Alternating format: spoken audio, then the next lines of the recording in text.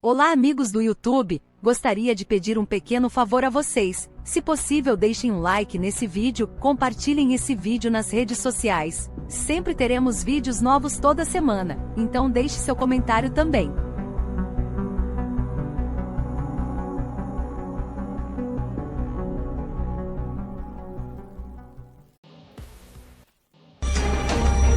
Alienígenas. Agora os tempos são outros. Agora devemos traduzir com novas palavras. Trocar a palavra anjo, jogar fora e chamar de extraterrestre. Esses anjos não eram seres espirituais, eles eram seres físicos. Isso é algo muito claro sobre a identidade dos anjos bíblicos. Eles não são desse mundo e, portanto, não são terrestres. E, portanto, eles são extraterrestres. De acordo com o livro de Enoque, ele diz que tinha 12 anos de idade. Toda a comunidade da sua vila queria ir dormir, mas aí eles ouviram um barulho no céu. 2 anjos desceram do céu. Um dos 2 seres disse a Enoque: "Não tema, humano." Depois eles subiram para o chamado paraíso. O livro de Enoque realmente descreve um evento de abdução fatídico, ou um que aconteceu há milhares de anos atrás? E se sim, esse incrível contato imediato pode ter documentado uma comunicação com seres extraterrestres? O autor do livro, de acordo com o texto, é o patriarca judeu Enoque, o antepassado de Noé. Enoque é uma figura bíblica mencionada no livro do Gênesis, capítulo 5. O curioso sobre Enoque é que surgiu uma tradição de que ele nunca morreu. Isso porque, em Gênesis capítulo 5, versículo 24, o texto diz: Enoque caminhava com Deus e desapareceu, porque Deus o levou. Mas enquanto a Bíblia hebraica menciona Enoque apenas brevemente, o livro de Enoque, composto por mais de 100 capítulos, retrata minuciosamente a sua história. Nele, há uma passagem curiosa que detalha a ascensão de Enoque aos céus. E no livro de Enoque descobrimos que o próprio Enoque foi levado para os céus numa carruagem flamejante. Enoque sobe para o chamado céu. E lá ele vê uma coisa sobre a terra que não consegue descrever. Ele não conhece a palavra aeronave. Ele diz que pareciam casas de cristais. É descrito que ele vê o planeta Terra sob ele. Ele realmente descreve sua chegada. Como ele teve que andar por essas salas diferentes, onde ele vê joias, superfícies brilhantes e luzes piscantes. É um relato na primeira pessoa. Eu, Enoque, fiz isso. Eu, Enoque, vi aquilo. O livro de Enoque é um dos primeiros relatos de abdução escritos por um ser humano. Os livros que não entram na coleção da Bíblia, tanto da versão hebraica quanto o Novo Testamento, são os apócrifos. A palavra apócrifo significa coisas ocultas, e isso deve vir dos antigos, que esconderam esses textos do público porque podiam ser perigosos. Perigoso? É possível que o livro de Enoque tenha sido omitido porque expõe verdades sobre a história humana que eram consideradas muito arriscadas para o conhecimento público, e certa passagem no Antigo Testamento contém algumas informações. Sabemos pelo livro de Daniel, capítulo 4, que é um grupo de entidades angelicais, cuja função, cujo papel é, como é ordenado por Deus, tratar dos assuntos da humanidade.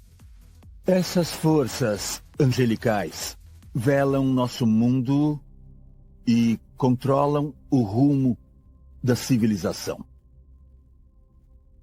Apesar dessa passagem ser breve, esses seres servem como o foco primário do livro de Enoque, onde eles são descritos como vigias divinos conhecidos como os observadores.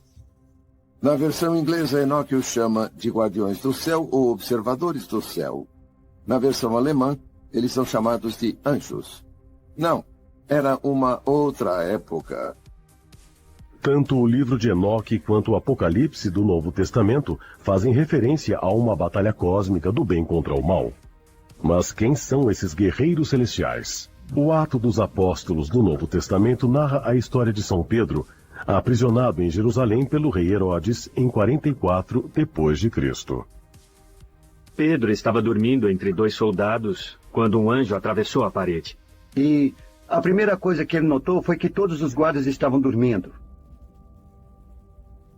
Os 2 saíram para o pátio. O imenso portão da prisão abriu sozinho. Pedro saiu e ganhou a liberdade. O anjo andou mais um pouco ao seu lado e sumiu. Eles atravessam as paredes. Todas as portas estão fechadas, as janelas estão fechadas e, de repente, elas abrem os olhos e o ser está ali. Visitas de anjos são resultado da imaginação ou projeção. Eu os entendo como relatos históricos atuais, porque assim foram apresentados. Podemos ver claramente as evidências de seres extraterrestres que visitaram a Terra e tentaram ajudar a melhorar as condições da nossa civilização. E eles continuaram tentando ajudar o planeta, o que na verdade pode ser resultado de uma colaboração entre famílias galácticas. Na grande maioria das histórias do Velho Testamento, alguns deles têm a aparência de um humano. O anjo que visitou Abraão, por exemplo. Ele parecia um homem, mas Abraão saudou com uma reverência. Como Abraão poderia saber? Já que ele parecia um ser humano, o que fez Abraão saudá-lo com uma reverência de respeito?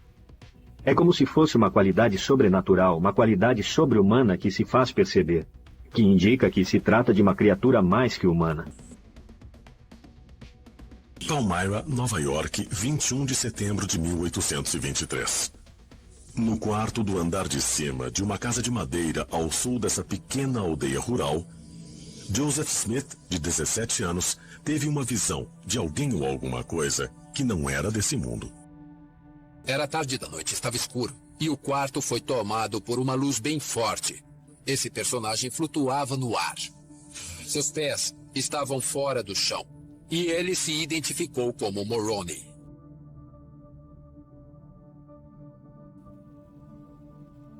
Depois que ele falou com Joseph Smith por um tempo, Moroni pareceu subir pelos ares, deixando o quarto completamente escuro de novo.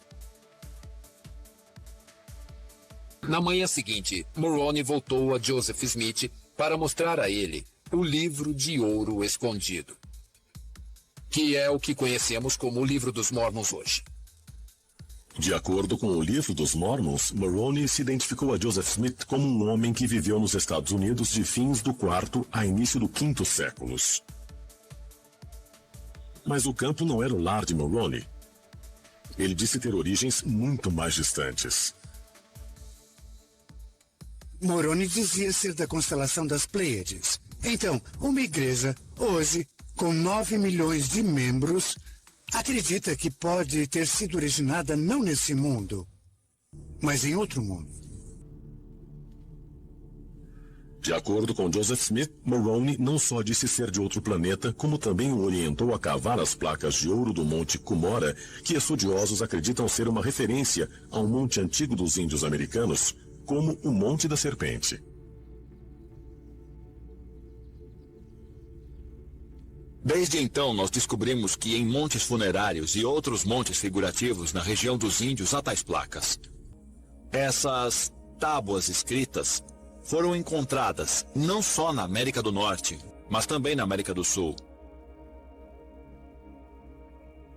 Essa entidade ordena que Joseph Smith faça uma busca por um objeto material que sabemos que pode ter sido uma descoberta arqueológica.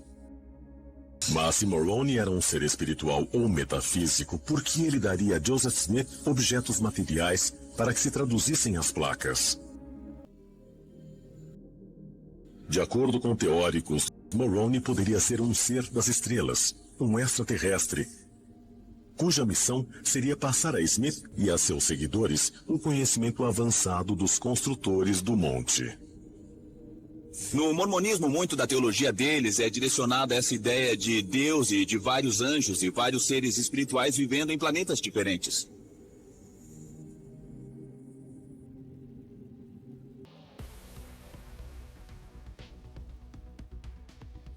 De acordo com lendas nativas americanas, os seres das estrelas deixaram a Terra milhares de anos atrás, mais ou menos no mesmo período em que os teóricos acreditam que os extraterrestres deixaram o Egito. Mas se a visão que Joseph Smith teve de Moroni foi real, seria esse encontro não só espiritual, mas extraterrestre?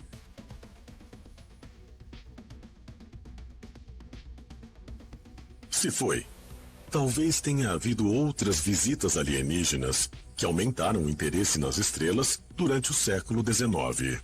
No século XIX, as pessoas estavam muito interessadas em astronomia. Havia uma ideia de que poderia haver vida em outros planetas. Com frequência, as luzes do céu foram atribuídas a possíveis visitantes de outro mundo. Joseph Smith sentia uma conexão tão forte com os índios que ele acreditava poder guiá-los a uma nova terra sagrada que ele chamava de Novo Sião.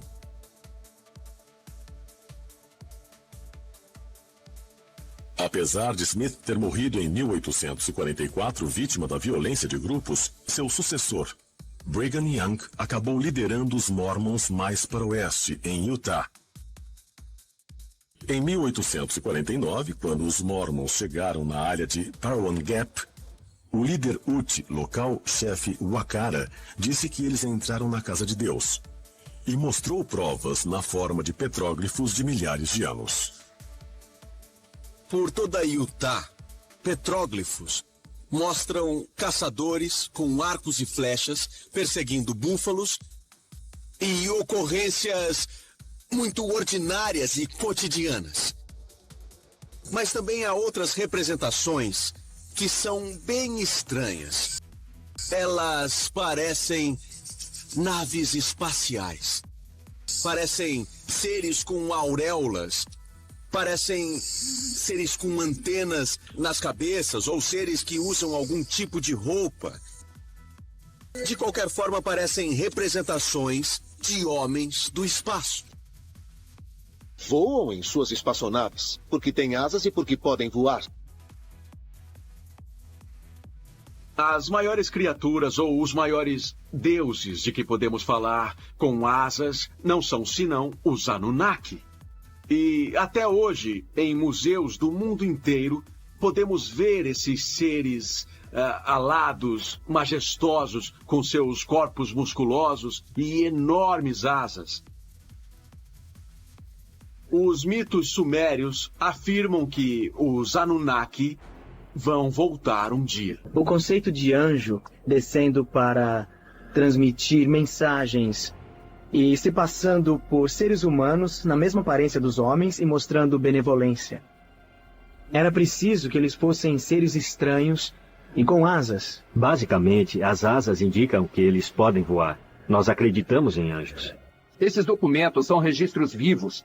Aqueles que escreveram a Bíblia não os consideravam uma lenda, não os consideravam algo ilusório. Estavam escrevendo a história.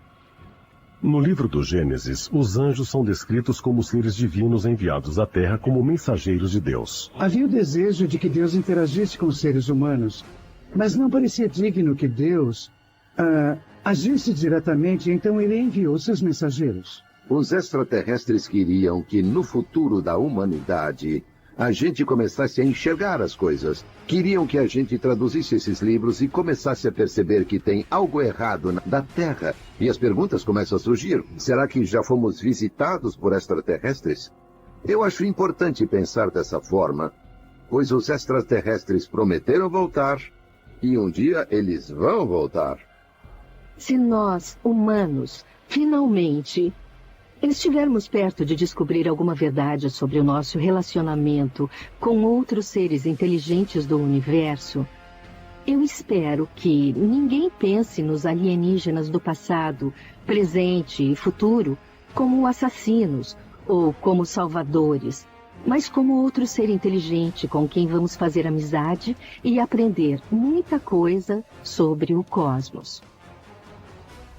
Mas se um dia os chamados anjos se revelarem para nós na forma de extraterrestres, será que vamos aceitá-los?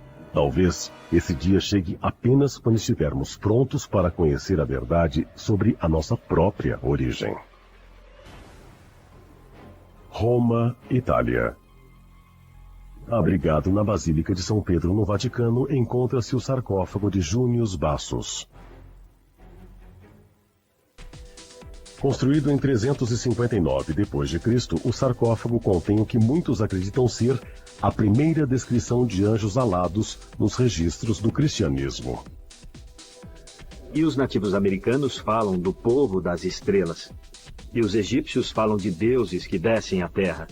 Eu acredito que esta seja a base, seja a plataforma das práticas religiosas na Terra. Eu acredito nisso. Abril de 1983, Carmel, Califórnia.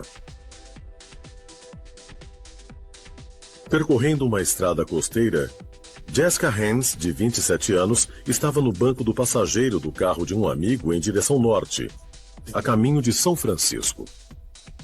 Estávamos indo pela estrada e a última coisa que eu disse foi: veja isso. De repente, um motorista perdeu o controle e bateu de frente em uma árvore. O amigo de Jessica escapou com ferimentos leves, mas o caso dela foi muito mais grave. Só me lembro de uma coisa. Eu estava numa ambulância. Eu senti que havia algo muito errado. Quase morta, Jessica foi levada a um centro cirúrgico onde teve uma experiência extraordinária. À noite, eu senti uma presença entrar na sala. Era uma presença muito afetuosa e tive a sensação de ter mudado para outra dimensão. E, telepaticamente, uma voz me disse: se você quiser desistir, tudo bem. Eu sabia que estava deixando o meu corpo e eu disse sim. Fui instantaneamente a outro lugar. Eu não tinha mais corpo. Eu era um ponto de luz. Depois de um momento, experimentando isso e sendo isso, uma luz apareceu. E eu fui para a luz, como um raio, e entrei na luz. O raio estava cheio de milhares e milhares e milhões de luzes brilhantes. Era lindo e eu pensei: que bom, que bom! Tive a sensação de que a Terra, as pessoas onde trabalhei, coisas que fiz, tudo era cada vez mais uma ilusão. E havia presenças de todos os lados, presenças muito afetuosas, nem masculinas nem femininas. Eram essencialmente energia. E tudo era simultâneo. E quando revi minha vida, eu percebi que eu queria voltar. Como outros milhares de relatos de quase mortos, a história de Jessica tem elementos extremamente consistentes. A luz muito brilhante, a noção de um portal ou de um túnel, a presença de entes queridos e uma sensação de paz e segurança. É misterioso que essas pessoas pareçam falar das mesmas coisas. O túnel, o efeito, a habilidade de se transferir de um ponto a outro, e todos parecem ter feito o mesmo caminho. Quanto mais sabemos de experiências de quase-morte, mais percebemos a evidência que fundamenta o conceito. Experiências de quase-morte são reais. O filósofo grego Platão documentou a história de um soldado chamado que disse que foi ferido em batalha e viu sua alma deixar o corpo e caminhou com vários deuses através de um túnel de luz para um lugar misterioso. Os deuses mostraram a que as almas boas eram mandadas para o paraíso e gloriosamente recompensadas. Mas as almas más eram mandadas a um reino onde eram punidas, depois purificadas e depois ressuscitadas. É muito interessante. Ele diz não só que viu que havia recompensas e castigos, mas também viu que as almas eram reencarnadas. Esse é o aspecto radical da coisa, algo totalmente novo. No mundo grego havia um conceito de alma, não só como imortal, mas que reencarna perpetuamente. O que empolga é que há muitas evidências apontando para a realidade da alma. Em outras palavras, parece haver em nós uma parte espiritual, sobrenatural, não física, que transcende e sobrevive à morte e que prossegue e vive para sempre. Serão esses relatos de experiências de quase-morte prova de vida após a morte? Prova de que há uma alma eterna? De que pela eternidade a virtude é premiada e a maldade é punida? Ou esses relatos tão convincentes dão conta de outra realidade, muito mais extraterrestre? Se for verdade, quem ou o que originou a vida humana? Toda a vida neste planeta está interconectada. E nossa própria vida está conectada à vida primordial do início da vida neste planeta. As lendas e mitos sobre vida após a morte que surgiram em inúmeras civilizações ao longo de milhares de anos teriam sido meras invenções humanas? Talvez o que espere os humanos não seja a morte, mas uma profunda sabedoria. Uma sabedoria que nos revelaria nossa origem terrestre ou extraterrestre. Será que a prova derradeira pode estar guardada atrás de uma parede da tumba, escondida em um templo antigo, ou até mesmo soterrada bem embaixo dos nossos pés? Se seres de outro mundo realmente estão nos observando, talvez, quando nos aproximarmos da verdade, a prova não virá em forma de um artefato ou uma descoberta científica, mas em um contato face a face com os nossos ancestrais alienígenas. À medida que a tecnologia continua a melhorar, evidências irrefutáveis da intervenção alienígena na Terra serão descobertas? Evidências estas que os governos do mundo todo estão escondendo de nós há décadas. Nossos melhores cientistas que se comunicam uns com os outros em todo o mundo têm regras de protocolo, que incluem: não podem acreditar em discos voadores e certamente não andam com alguém que acredite em discos voadores. Mas tudo acontece atrás de portas fechadas, porque ninguém deseja atrair atenção para isso. Você sabe que eles compreendem que existe uma punição associada a esse tipo de pesquisa, e por causa disso tudo é feito por baixo dos panos. Ser bloqueado e impedido por medo das opiniões alheias me parece errado. Podemos especular se existe vida fora deste planeta. Podemos especular se, por acaso, aconteceram contatos com outras civilizações. Por que não? Se fizermos contato com uma civilização extraterrestre, seremos os calouros da turma. Seremos aqueles que estarão no fim da fila no quesito inteligência. Então, eles vão nos ensinar muitas coisas e, ao contrário, nós não teremos muito a lhes ensinar. Mais de 50% dos americanos acreditam que os discos voadores existem. Existiam muitas histórias de OVNIs e alienígenas antes disso e muitos avistamentos. Eles não eram muito divulgados antes também porque a Segunda Guerra Mundial estava sendo travada. E como agora houve uma queda e há mais espaço nos jornais, por assim dizer, isso ajudou a divulgação do assunto. Existem muitos benefícios pelo fato de aceitar os vizinhos de galáxia que venham nos visitar. Existem relatos de tratamentos médicos que foram realizados em benefício de várias pessoas que tiveram contatos. Existem tecnologias energéticas avançadas. Dizem que algumas passaram por engenharia reversa e são usadas pelos militares. Existem tecnologias de comunicação. Realmente, qualquer área de nossa vida pode ser afetada de modo benéfico ao aceitar que existem essas outras pessoas lá fora, que elas têm informações e conhecimentos que podem nos ensinar e que seriam benéficos. Tudo vai depender de como a descoberta acontecer. Se de fato for uma transmissão de rádio, podemos esperar uma coisa.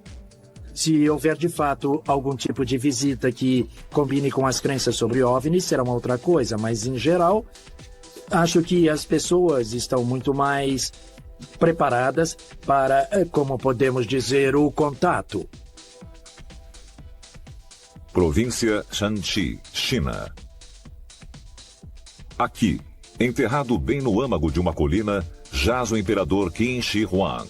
Descansando, sem ser perturbado há mais de 2000 anos, a sua tumba é mais conhecida pela descoberta de milhares de soldados do exército de terracota. Mas grande parte desta estrutura submersa maciça ainda não foi escavada por causa dos altos níveis de mercúrio.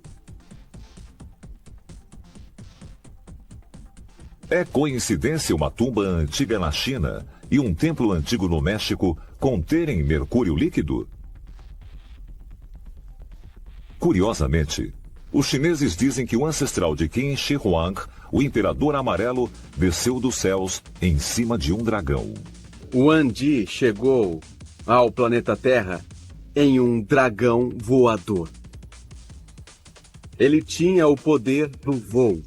O Andi podia ir a qualquer lugar em questão de minutos. E geralmente fazia isso montando em seu dragão e voando para lá. Essa energia divina tornou-se humana e foi um grande líder, o Imperador Amarelo, que governou e uniu o povo, e houve um período de grande prosperidade, até que seu trabalho terminou. De acordo com alguns relatos, o Imperador Amarelo estava voando em cima de um dragão quando viu o povo da Terra passando necessidade. E então ele desceu dos céus para ajudá-lo. De acordo com o mito chinês, depois de governar durante 100 anos, o Imperador Amarelo pediu o retorno do dragão. 70 pessoas que faziam parte do seu quadro de funcionários subiram num dragão e voaram. Dizem que o dragão viajava vastas distâncias em curtos períodos de tempo. Então parece que o dragão amarelo realmente é uma espaçonave muito grande, viajando a uma velocidade extraordinária, e todos os eventos que estou descrevendo para você, na verdade, ocorreram na realidade física tangível. O mercúrio líquido era uma substância ignorada na época. Então, como nós podemos explicar que tanto os astecas quanto os chineses antigos criaram rios de mercúrio nas tumbas de algumas de suas maiores figuras? A menos que eles conhecessem os segredos da substância, segredos estes que foram passados a eles pelos extraterrestres. É possível que a história de uma serpente emplumada voadora e a história chinesa de um dragão descendo do céu descrevam uma espaçonave alienígena? Se a resposta for afirmativa, a evidência de que os criadores fizeram isso para os visitantes extraterrestres pode estar escondida sob a terra no México, Peru, China e Egito? Este é o Alienígenas, expondo os maiores segredos do planeta Terra. Acho que há mais do que um tipo de ser vindo para cá. Eu diria que há planos alienígenas no plural. E eu acho que muito do que dizemos sobre abdução não é realmente uma abdução no sentido verdadeiro da palavra. Eu acho que em muitos casos eles estavam tentando ajudar. Basicamente, as asas indicam que eles podem voar. Nós acreditamos em anjos. Será que já fomos visitados por extraterrestres? Os extraterrestres queriam que no futuro da humanidade a gente começasse a enxergar as coisas. E se estamos lidando com uma ou mais inteligências, talvez eles tenham planos diferentes. Mas talvez tenha alguma coisa ali que seja aliado para a evolução de humanoides. E nós somos o último modelo. Eu acho importante pensar dessa forma, pois os extraterrestres prometeram voltar e um dia eles vão voltar. Há quem diga que esses relatos de visitas de anjos são resultado da imaginação ou projeção. Eu os entendo como relatos históricos atuais, porque assim foram apresentados. Se olharmos sob o prisma religioso, podemos ver claramente as evidências de seres extraterrestres que visitaram a Terra e tentaram ajudar a melhorar as condições da nossa civilização. E eles continuaram tentando ajudar o planeta, o que na verdade pode ser resultado de uma colaboração entre famílias galácticas. Depois de um certo tempo estaremos prontos, e eles não vão mais seguir as principais diretrizes, e poderão novamente se revelar aos humanos.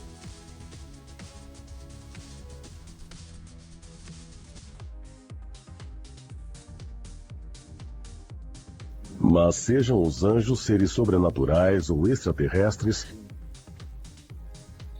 os artistas quase sempre os retratam com grandes asas, parecidas com as dos pássaros. E de onde vem essa descrição? De textos do passado? Ou de uma fonte mais misteriosa?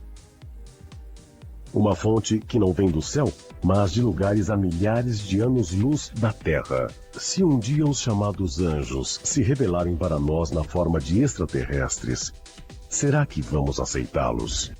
Se nós, humanos, finalmente estivermos perto de descobrir alguma verdade sobre o nosso relacionamento com outros seres inteligentes do universo, com quem vamos fazer amizade e aprender muita coisa sobre o cosmos. Pode ser que os numerosos relatos de abduções, não só recentes, mas também do passado, realmente forneçam evidências de um plano extraterrestre. Um plano não só para se comunicar conosco, mas para que nós nos comuniquemos através deles. Se for assim, qual é a mensagem? Estamos sendo preparados para um futuro brilhante? E pode ser que essas chamadas abduções sejam um conjunto do nosso passado remoto? Um fato parece claro. Muitos acreditam que o contato está sendo feito. E o futuro da humanidade pode estar mais próximo do que pensamos. Seria possível que o conceito religioso de um Messias, que retorna à Terra para a melhoria da humanidade, tenha tido por base uma mensagem dada aos nossos ancestrais por seres de outros mundos? E isso não é uma visita prometida, mas que já está ocorrendo. A ideia do anjo da guarda só existe porque nós desejamos? Nós acreditamos que alguém está nos protegendo ou é algo que vem do passado? Será que tem algo a ver com extraterrestres? Pode ser que algum alienígena tenha dito aos humanos: vamos proteger vocês, não tenham medo. Que haverá algum tipo de batalha final, como a volta dos alienígenas, e que eles vão lutar pela última vez. Será que os extraterrestres podem ter as respostas finais para a vida, a morte e a ressurreição? E se for assim, será que a humanidade já possui esses segredos? De acordo com a Igreja Católica, é um mistério que os humanos não conseguem entender. Mas alguns acreditam que, em vez de uma transformação física, Jesus é ressuscitado metafisicamente durante a missa. E que Jesus era, e ainda é, um ser avançado que pode se mover de uma dimensão para outra. Como prova, eles citam o que Jesus disse aos seus seguidores sobre o poder de se reunirem em grupos para invocar o seu nome. Cristo disse: onde 2 ou mais estiverem reunidos em meu nome, eu estarei lá também.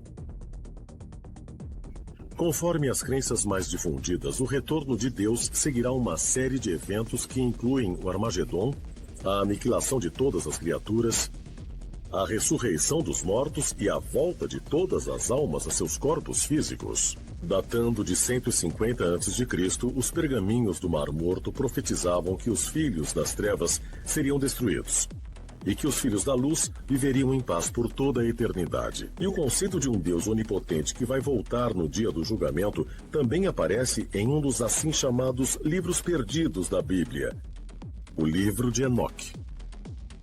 É possível que alguns dos primeiros doutores fossem discípulos, alunos de extraterrestres, que receberam a sabedoria que os ajudou a ser mais elevados do que o resto da humanidade. Talvez a história mais famosa de um intermediário ressuscitando um morto apareça no Novo Testamento da Bíblia Sagrada. Segundo o Evangelho de São João, que Jesus de Nazaré ressuscitou um homem morto havia 4 dias. Jesus ficou emocionado a ponto de chorar, diz a Bíblia. Ele olhou bem para o túmulo e, emocionado com o pranto de Maria e Marta, decidiu ressuscitar Lázaro dos mortos. Então ele se aproximou da entrada do túmulo e literalmente chamou Lázaro para voltar de entre os mortos. Em minha opinião, não há explicação científica para a volta de Lázaro.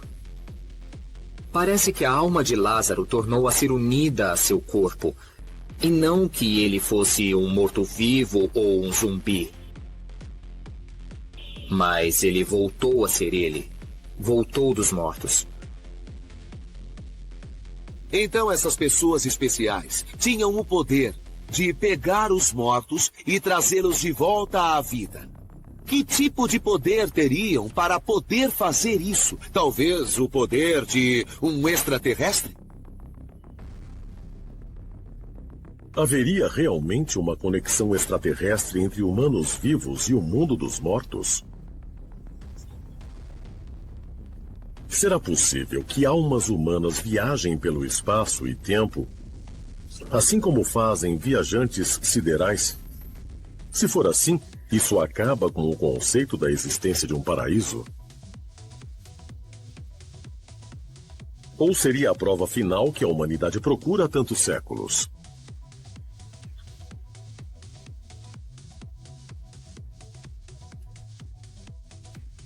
Os cristãos acreditam que Jesus seja o Filho de Deus e que ele voltará para a Terra no dia do juízo para julgar todas as almas, tanto dos vivos quanto dos mortos.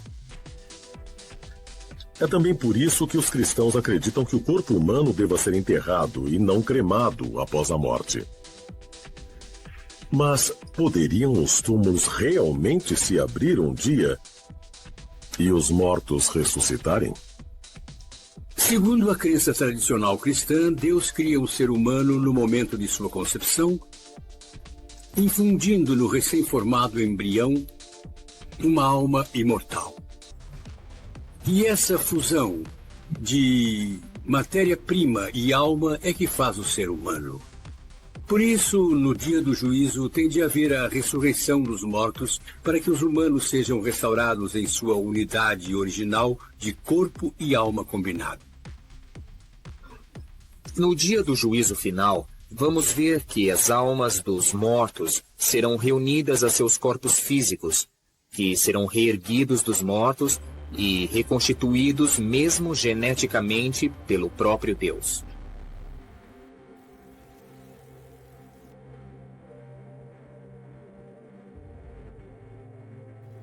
Há alguns milhares de anos, os extraterrestres vieram e criaram a primeira humanidade por uma mutação artificial.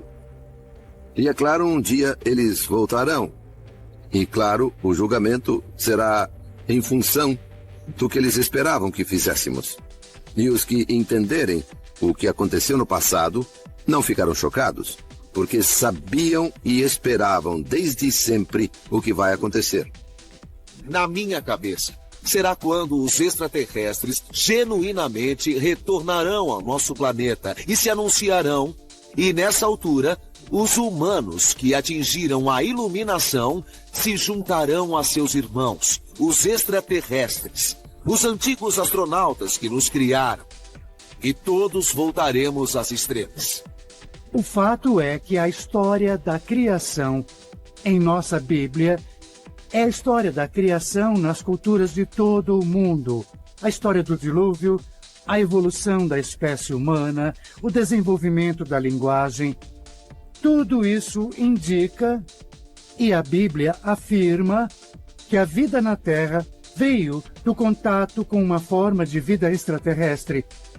Isso está na Bíblia, está nas culturas antigas de todo o mundo, e acredito que existem evidências claras, e acho que quanto mais se tenta refutar essa evidência, mais se acaba percebendo que realmente nos visitaram e vieram à Terra milhares e milhares de anos atrás e iniciaram a civilização que temos hoje.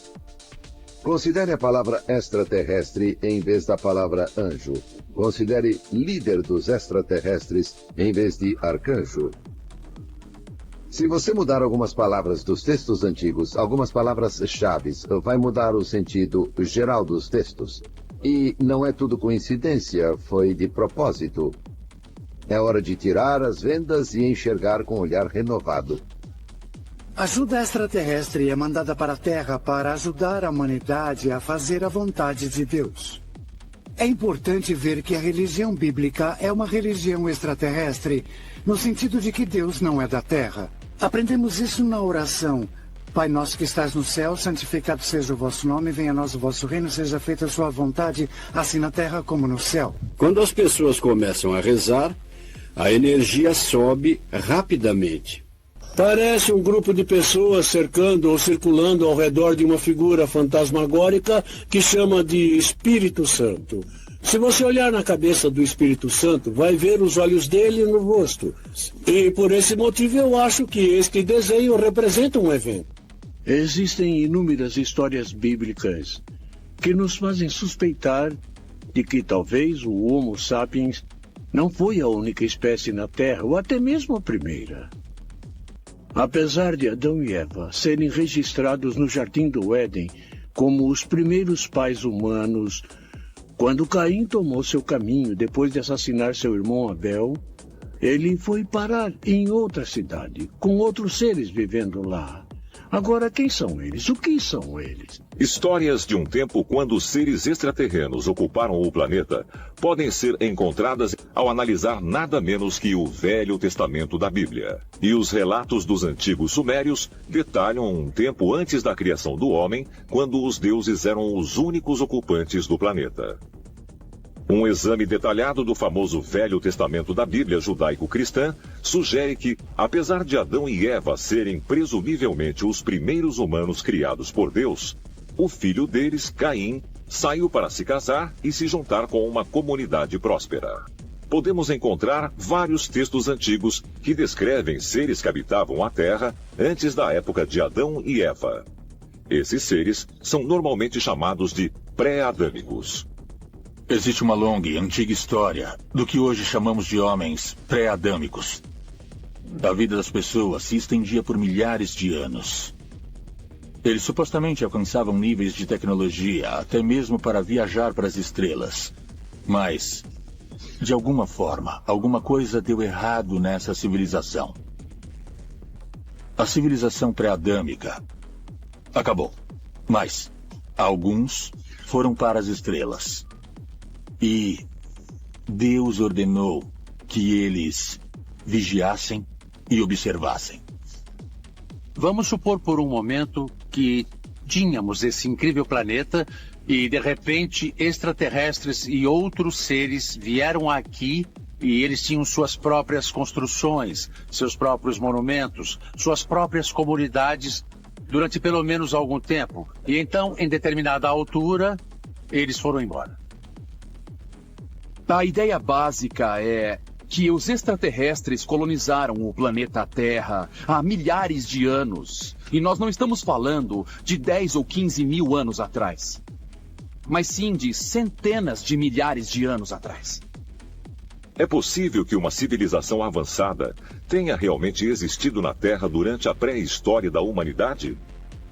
Iraque, Síria, o que nós chamamos de Oriente Médio ou Oriente Próximo, é chamado de o berço da civilização por um motivo. Antropologicamente, parece que é o lugar onde surgiram os primeiros humanos. É daqui que as pessoas vieram. E tudo das primeiras civilizações, inclusive as cidades, os governos, veio desta região. E o pior é que todas essas antigas regiões são uma peça gigantesca do quebra-cabeça que mostra que nós podemos ter recebido a visita dos extraterrestres no passado. É possível que seja nesses lugares que os extraterrestres desceram há alguns milhares de anos. Em tais lugares, esconderam alguma coisa. 1972. Um grupo de trilheiros que exploravam um sistema de cavernas isoladas no Canyon Chaco descobriu gravuras na parede e até uma escrita cuneiforme similar às encontradas nos artefatos sumérios. Estas cavernas foram habitadas por seres do futuro, chamados de Wingmakers. Os Wingmakers alegam que são humanos, mas também são extraterrestres de 300 anos no futuro. E eles usam o Canyon Chaco como base, por causa do fuso horário, já que estão vindo do futuro para o nosso presente. Eu acredito que sim, que os Wingmakers são condutores culturais que trazem um vislumbre de como é o nosso futuro, de como é a matemática, a ciência, a arte, a agricultura. Existe alguma verdade na história dos Wingmakers que viajam através do tempo no Canyon Chaco? Se assim for, é possível que os Wingmakers sejam visitantes alienígenas? E sugerem que as evidências ainda estão no Canyon Chaco. Isto é uma kiva. A Kiva é conhecida como o mais sagrado dos lugares, onde as cerimônias eram feitas pelos índios Pueblo. Eles falavam sobre o cosmos, sobre o universo e sobre o nosso lugar no universo. Arqueólogos importantes acreditam que as quivas eram cobertas com vigas de madeira que formavam um teto. Mas, estranhamente, algumas lendas Hopi referem-se a estas estruturas circulares como casa de nuvem. E se essas casas de nuvem fossem nada mais que biodomos ou biosferas feitos com materiais básicos?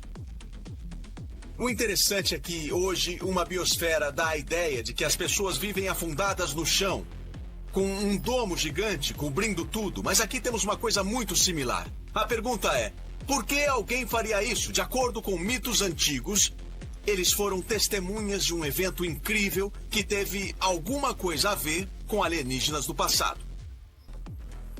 E para eles, foi um encontro divino. É possível que seres alienígenas tenham habitado biosferas no Canyon Chaco?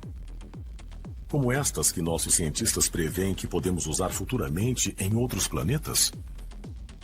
E eles chegaram aqui não com uma nave espacial, mas através de um portal interdimensional no espaço-tempo? Se assim for, de onde eles vieram? Na tradição budista existe o conceito de Sansara, ou a roda do tempo. Na iniciação Kalachakra, o ensinamento é compreender o tempo, principalmente o tempo biológico, o tempo do calendário e o tempo astrológico. E de que modo essas coisas nos influenciam. O que a disciplina do Kalachakra tenta dizer é que nós vemos o tempo como uma coisa linear, mas não é o caso. O tempo, de algum modo, é cíclico, e nós podemos dominá-lo e controlar o tempo. E quando nós juntamos a prática do Kalachakra a isso, estamos falando de alguma maneira de uma técnica para transcender o tempo. Os ensinamentos do Kalachakra dão aos indivíduos práticas e técnicas para que eles consigam se retirar do tempo e para que consigam se mover no tempo. Se assim for, será que os antigos ensinamentos do Kalachakra são uma evidência de que os primeiros monges budistas tibetanos tinham conhecimento para viajar no tempo milhares de anos atrás? Talvez a resposta possa ser encontrada em lendas e rituais de uma civilização antiga do Novo México. Em uma região deserta, 240 quilômetros a noroeste de Albuquerque, estão as misteriosas ruínas de um antigo vilarejo de índios Pueblo. Chamado de Anasazi, este povo prosperou do ano de 900 até 1100. Este é o local exato onde o tempo e o espaço começaram para os índios Pueblos ancestrais que habitaram esse lugar há centenas e centenas de anos. Estudiosos acreditam que os Anasazes, ou os antigos, construíram sua civilização com conhecimento avançado de engenharia, matemática e astronomia. De alguma forma, eles construíram uma cidade que forma um círculo perfeito, com linhas totalmente retas. As estruturas da cidade, na verdade, prevêem o ciclo de 5.200 anos da Lua e os ciclos do Sol, toda a geometria, e cada pedra tem um sentido. As construções são muito elaboradas e exigem um conhecimento em engenharia que vai muito além do que o povo da época tinha. Elas tinham que ser feitas por uma civilização avançada. Os Anasazes construíram Canyon Chaco e construíram como parte de uma promessa de estilo de vida de que eles iriam seguir os desejos do Criador. Então, o Canyon Chaco é o resultado dos ensinamentos que foram dados pelo povo das estrelas. Como este povo tão antigo construiu estruturas tão elaboradas sem um maquinário moderno? E quem foi o povo das estrelas que trouxe conhecimento aos Anasazes? De acordo com lendas locais, os Anasazes acreditavam em uma existência multidimensional e praticavam um ritual sagrado em que observavam as estrelas. Alguns creem que estas cerimônias eram uma espécie de viagem no tempo. Subindo até o alto dos penhascos onde os Anasazes construíram suas casas, É possível ver mapas estelares elaborados nas paredes das cavernas. Era aí que as cerimônias de observação de estrelas aconteciam, onde eles tinham a habilidade de viajar no espaço-tempo. O que vemos nessas gravuras são pessoas que basicamente dizem que de algum jeito vieram de uma outra dimensão, que chegaram nesse lugar. Elas dizem que aquilo é um local de aparecimento. Elas dizem que interagiram com criaturas misteriosas.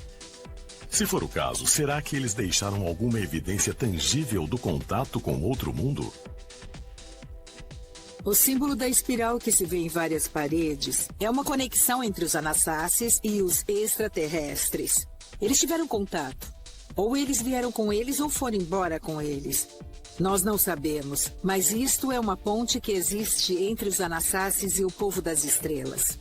Alguns chegaram a sugerir que isso é uma representação do antigo povo formiga, que surgiu basicamente para dar início à civilização humana.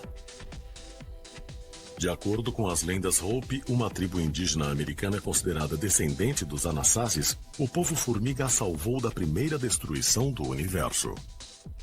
O povo formiga é descrito como visitantes cósmicos muito especiais. Talvez até seres estelares extraterrestres que salvaram os índios do cataclismo, os levando para o subterrâneo. O interesse nisso é que na antiga Suméria há citações de seres chamados de Anunnakis, que também vieram das estrelas. A palavra Hopi Anu significa formiga e a palavra Naki significa amigo. É possível que os Anunnakis sejam os amigos formiga ou o povo formiga que os Hopis descreveram. Talvez a resposta possa ser encontrada do outro lado do mundo. Este é o Alienígenas, expondo os maiores segredos do planeta Terra. Que a razão pela qual os alienígenas Greys parecem ter corpos atrofiados é porque ao longo do tempo o corpo deles mudou. Eles também tinham, em algum momento, músculos maiores, mas como se tornaram viajantes espaciais, seus músculos atrofiaram. Quando você vai para o espaço, não tem pressão atuando sobre você, então os músculos não são utilizados. Você perde os músculos rapidamente. O que acontece também é que os ossos começam a atrofiar. Estamos falando de missões cada vez mais longas no espaço, ir para Marte, ir mais longe, e os astronautas são submetidos a essas tensões por um longo período de tempo. Alguns acreditam que alienígenas podem estar entre nós, e eles podem querer mais do que apenas nossos recursos físicos. Podem existir milhares, ou até milhões, ou infinitas possibilidades do que eles não têm, mas que a raça humana não dá valor. Alguns milênios atrás, eles eram inteligências biológicas que perderam a biologia, perderam seus corpos. Então, provavelmente agora eles querem recuperar o que tinham. As evidências são esmagadoras de que existem extraterrestres em todo o universo e de que eles vêm aqui. Eu diria que a prova está aí e que tudo está à nossa volta, seja em sítios megalíticos que estão alinhados com constelações, e histórias de seres descendo em naves espaciais e interagindo com as pessoas. Temos a percepção de que fomos transplantados para cá, de algum outro sistema solar. E nós somos uma raça de um cruzamento alienígena, parte neandertal e parte extraterrestre. É possível que os alienígenas Greys em algum momento fossem mais parecidos conosco do que quando estiveram no planeta? Então estamos realmente no mesmo caminho. E estamos nos tornando cada vez mais parecidos com os alienígenas Greys. A nossa linhagem surgiu devido a outros extraterrestres que são semelhantes a nós. Talvez a linhagem tenha começado em outro lugar milhões e milhões de anos atrás. Os seres humanos, e talvez até outras raças extraterrestres que os nossos antepassados encontraram, são descendentes dos Greys? Esses viajantes de outro mundo teriam gerado vida inteligente não só aqui na Terra, mas em todo o universo? E o curso da evolução humana vai nos levar a ser cada vez mais parecidos com eles? Talvez descobramos que o nosso verdadeiro destino é continuar a missão deles e um dia nos juntar aos nossos ancestrais alienígenas nas estrelas. O número de deuses que parecem humanoides sugere que há um ancestral comum para toda a vida inteligente no universo. E talvez estejamos prestes a redescobrir esse ancestral comum. Poderia haver uma fonte comum para toda a vida inteligente no universo? Uma espécie que semeou diversos planetas com seres parecidos com os Greys em um futuro distante. Se chegarmos a encontrar um outro planeta com vida nele, isso confirmaria o que as tradições espirituais e sagradas têm dito. Que somos, na verdade, parte de uma família maior, talvez de outras civilizações. Os padrões que temos como seres humanos não se encaixam em algumas das outras criaturas que estão neste planeta. Ou fomos trazidos para cá, ou plantados aqui, mas certamente de uma origem extraterrestre. Dizem que há seres que manipulam segmentos da humanidade para poderem impor suas próprias vontades. E, portanto, são eles que influenciam nações para irem à guerra e para lutar por seus propósitos e suas determinações. Existe uma agenda para a humanidade. Há um plano. E em cada geração, não importa o poder que está por trás desse plano, envia para a Terra certas almas especiais, que são por natureza mais inclinadas e capazes de receber um conhecimento superior. Isso não é uma coisa desconhecida. Há pessoas que sabem e parece que existem espécies diferentes de alienígenas que nos visitam. E aparentemente eles vêm fazendo isso há muito tempo. A NASA pode estar escondendo informações secretas relacionadas à existência de seres extraterrestres? A NASA foi fundada para levar os Estados Unidos ao espaço e para ser um concorrente na nova direção que a humanidade seguia, explorando o espaço e o sistema solar. Parte do trabalho deles era viajar pelo mundo todo, à procura de artefatos sobrenaturais, como a Arca da Aliança e o Santo Graal. Muitas pessoas têm a ideia de que a NASA é uma agência civil de ciência, mas ela não é. A lei do Congresso que a criou diz que tudo o que eles descobrirem é sujeito a sigilo e deve ser mantido em segredo e longe do povo americano. E uma das principais razões para isso foi que eles consideravam os foguetes um segredo misterioso, uma espécie de magia negra que lhes permitiria dominar o mundo. Com certeza não nos contaram tudo, e há muita informação duvidosa sobre os pousos na Lua, sobre o que eles revelaram. As evidências sugerem que se os alienígenas existem, eles são mais avançados tecnologicamente que os humanos. Mas seria a tecnologia um traço evolutivo?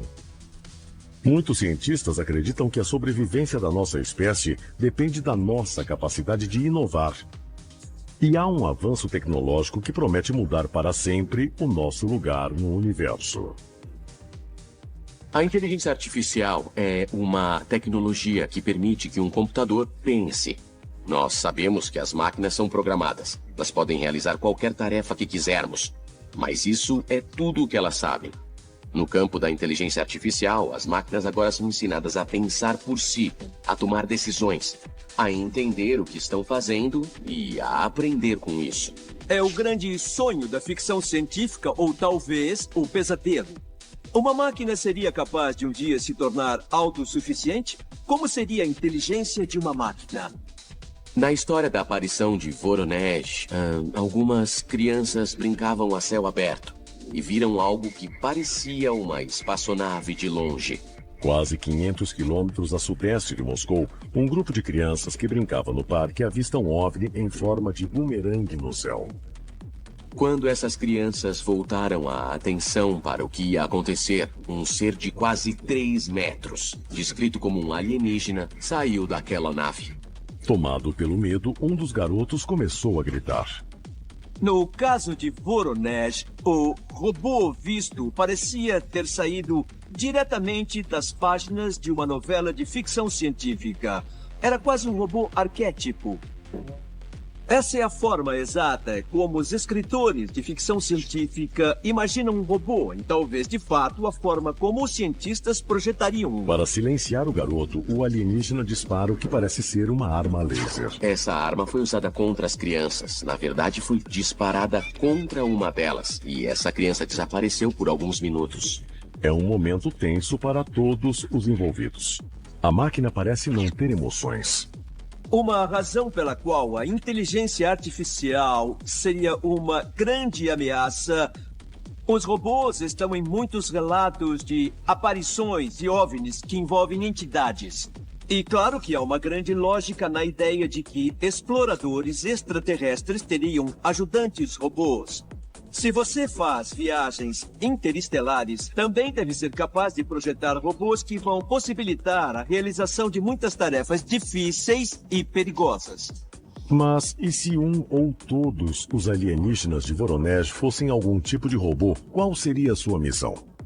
Seria o ajudante robô um guardião projetado para proteger a forma de vida biológica? Seria ele simplesmente uma ferramenta para coletar amostras? Não sabemos. Mas se os humanos fossem ao espaço, e se houvesse essa tecnologia, eles sem dúvida levariam robôs para realizar o trabalho pesado e as tarefas perigosas e difíceis. Assim como os anjos e outros seres sobrenaturais têm origem aqui mesmo, na Terra. São os chamados seres ultraterrestres. Os ultraterrestres são seres que viajam e nos visitam de outras dimensões.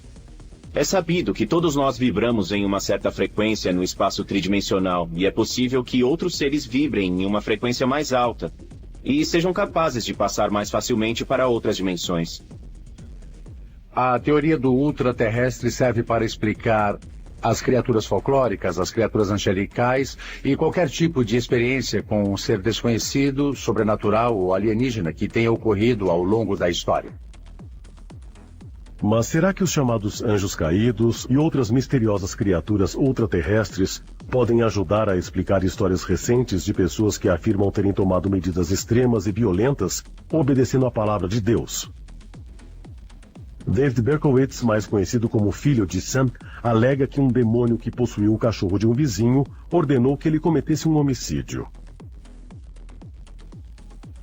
Herbert Mullin, responsável por 13 assassinatos na Califórnia no começo dos anos 70, afirma que ouvia vozes que o mandavam realizar sacrifícios humanos a fim de evitar um terrível terremoto. Marshall Applewhite, líder de uma seita conhecida como Portão do Céu, incitou um suicídio em massa com base em uma visão que o levou a crer que era descendente direto de Jesus. A literatura clássica está cheia de personagens que dizem ter sido influenciados por Deus, anjos e extraterrestres, não é? É o que afirmam Charles Manson e o filho de Sam. São motivos metafísicos ou até teológicos para o que fizeram de errado. Então, não se trata de acreditar neles ou não. Eles afirmam com certeza. E é isso que importa. Então, trata-se de pensar que, tanto no mundo antigo quanto no moderno, existem forças misteriosas. Seja ficção ou realidade, ninguém tem a resposta definitiva. E o que importa são as coincidências. E o discurso dessas pessoas, de certa forma, transcendem a história. Os extraterrestres usavam hologramas para passar suas mensagens. E essa é a essência do gênio da lâmpada. Anjos e demônios. O bem contra o mal. Mas, se a exemplo do que acreditam os teóricos, os extraterrestres há milhares de anos vêm se disfarçando de anjos, gênios e outras criaturas sobrenaturais, de onde eles vieram?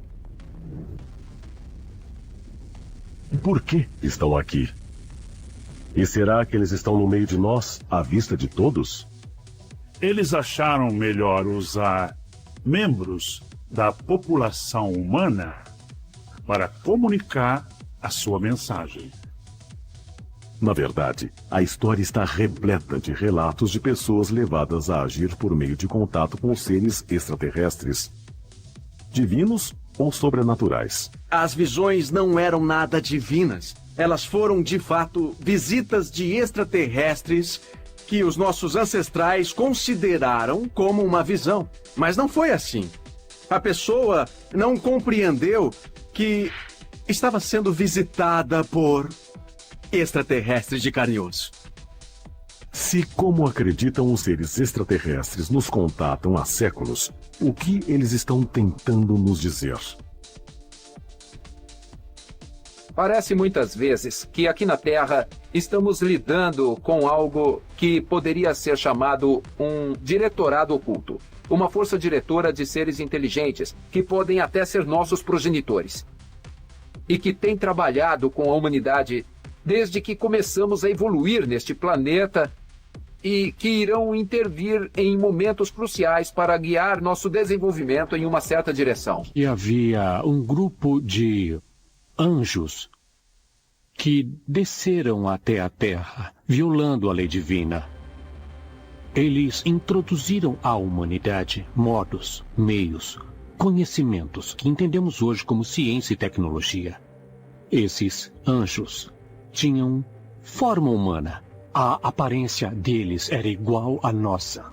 Eram gigantes. Tinham pelo menos 3 metros de altura e eram muito impressionantes. Parece que os extraterrestres vieram, usaram os grandes macacos, alguém similar a nós, e depois refinaram esse hominídeo até chegarem ao Homo sapiens. E aí, os outros hominídeos antigos foram destruídos. Eu acho que existe vida em outros planetas e acho que vamos achar isso. E, quem sabe, talvez um dia achemos um outro planeta que possa sustentar a vida e que tenha pessoas que evoluíram com o tempo e que também olham para as estrelas e imaginam-se alguém no espaço e dizem, será que estamos sozinhos? Por que nossos ancestrais foram orientados a construir um prédio? Ou construir uma arca?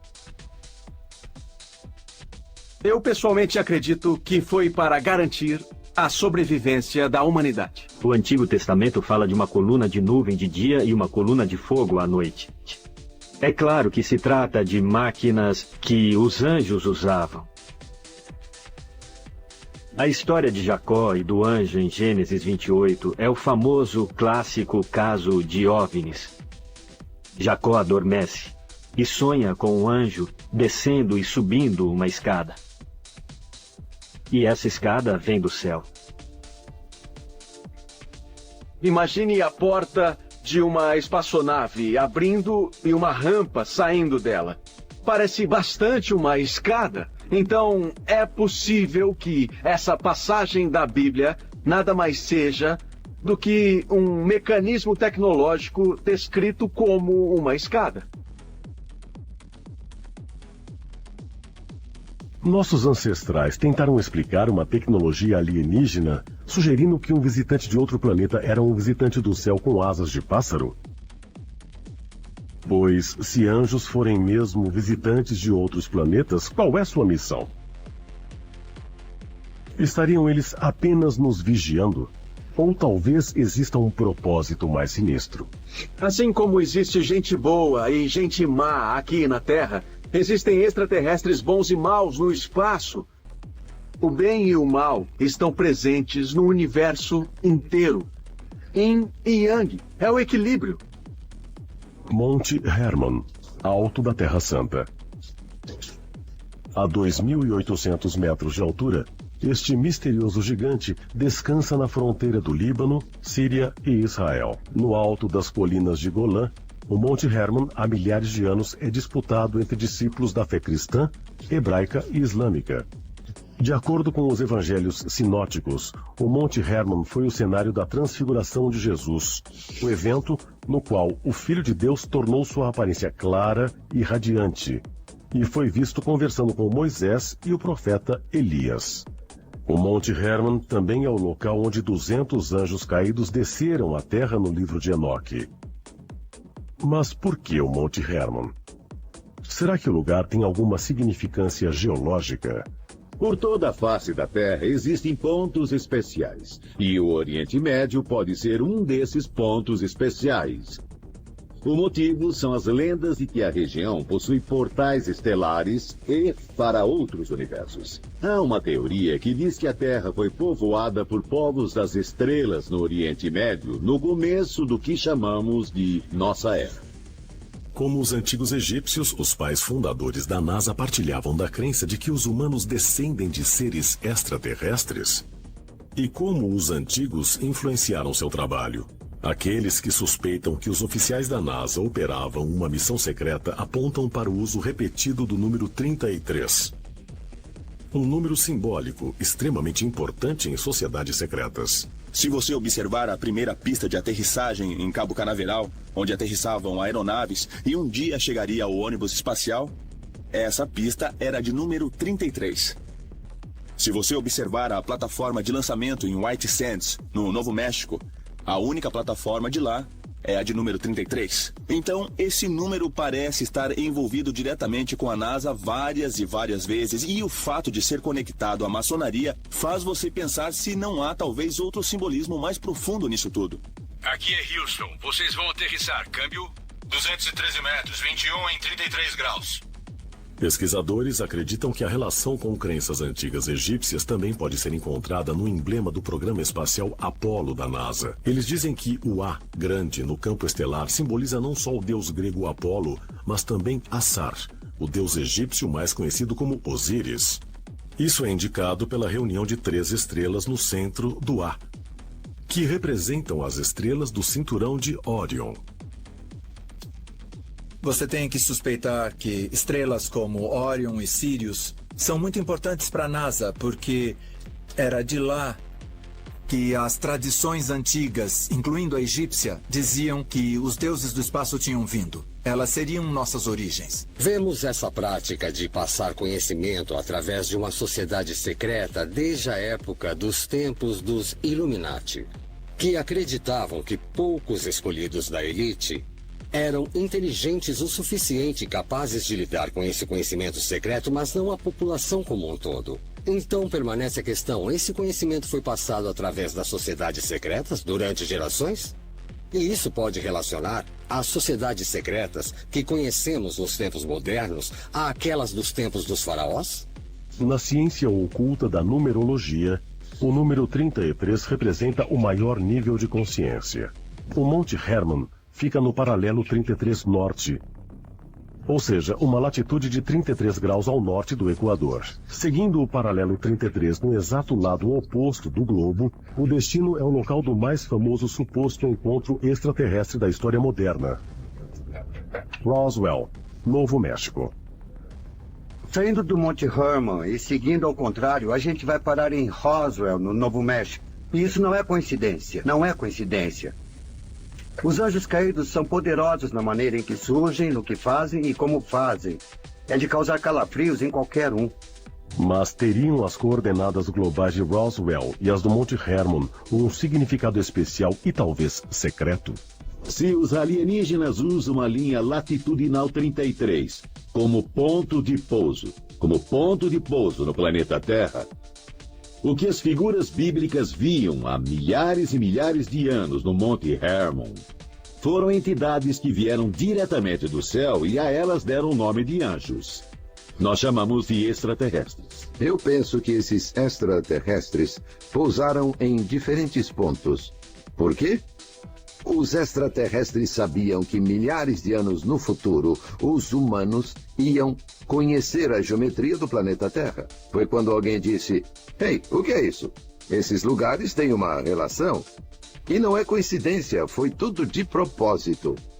Será que os anjos que desceram no Monte Hermon milhares de anos atrás e os alienígenas que supostamente teriam sido vistos em Roswell, no Novo México, em 1947, pertencem à mesma raça extraterrestre? Em caso afirmativo, isso significa que os anjos ou alienígenas sempre estiveram entre nós? Será que foram deixados para nos monitorar? Ou talvez nos guiar rumo ao futuro? Talvez a última vez que tivemos alguma interação regular com esses ETs em um nível cultural foi na época da fundação do islamismo. Sabe-se lá por qual razão, eles parecem ter seguido um acordo mútuo coletivo. Eles se afastaram. Meca, Arábia Saudita. A 80 quilômetros do Mar Vermelho está a cidade mais santa do Islã. Foi aqui, em 2000 a.C., que os muçulmanos acreditam que o profeta Abraão construiu a Kaaba, uma estrutura em forma de cubo que atrai milhões de peregrinos a cada ano. Mas o que há nessa construção que a torna tão sagrada? E por que tantas pessoas ficam em fila para tocá-la? No lado leste da Kaaba está uma pedra de meteorito que foi incrustada em um dos cantos da Kaaba. Segundo a crença muçulmana, essa pedra de meteorito foi enviada do paraíso para Adão e Eva.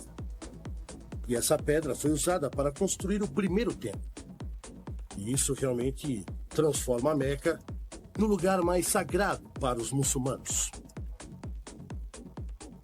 O próprio Maomé destruiu todos os outros deuses, divindades e estátuas, mas manteve a única coisa estranha que havia ali: a Pedra Negra. O objeto extraterrestre que ainda é adorado hoje em Meca.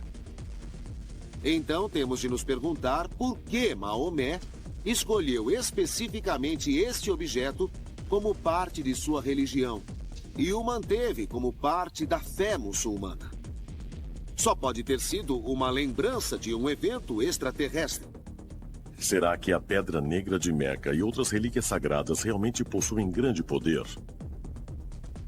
Será que elas são portais não só para o conhecimento antigo, mas para outros mundos ou até mesmo outras dimensões? Segundo algumas lendas, o Santo Graal, a taça em que Jesus e os apóstolos beberam na última ceia, foi esculpida de uma pedra verde que havia caído dos céus. É dito que havia discórdia no céu envolvendo Lúcifer e uma pedra caída. Era uma pedra que, em certo momento, fora o centro da coroa de Lúcifer, quando ele era um anjo importante. Ela caiu na terra. Ela era então um pedaço do céu na terra, tinha muito poder e era muito venerada. Ela foi esculpida no Santo Graal, que não foi feito de metal, mas dessa bela esmeralda, uma pedra preciosa vinda do céu. Poderia a pedra verde que supostamente caíra da coroa de Lúcifer ter sido não uma esmeralda, mas uma moldávita? Enquanto isso, nós desenvolvemos as tecnologias, ficamos orgulhosos e pensamos, tá? Somos os únicos seres inteligentes do universo. Estavam escrevendo a história. Os extraterrestres queriam que no futuro da humanidade a gente começasse a enxergar as coisas. Queriam que a gente traduzisse esses livros e começasse a perceber que tem algo errado na geometria da Terra. E as perguntas começam a surgir. Começamos a nos perguntar, por exemplo, como vamos explicar tudo isso? Mas se um dia os chamados anjos se revelarem para nós na forma de extraterrestres, será que vamos aceitá-los? Talvez esse dia chegue apenas quando estivermos prontos para conhecer a verdade sobre a nossa própria origem.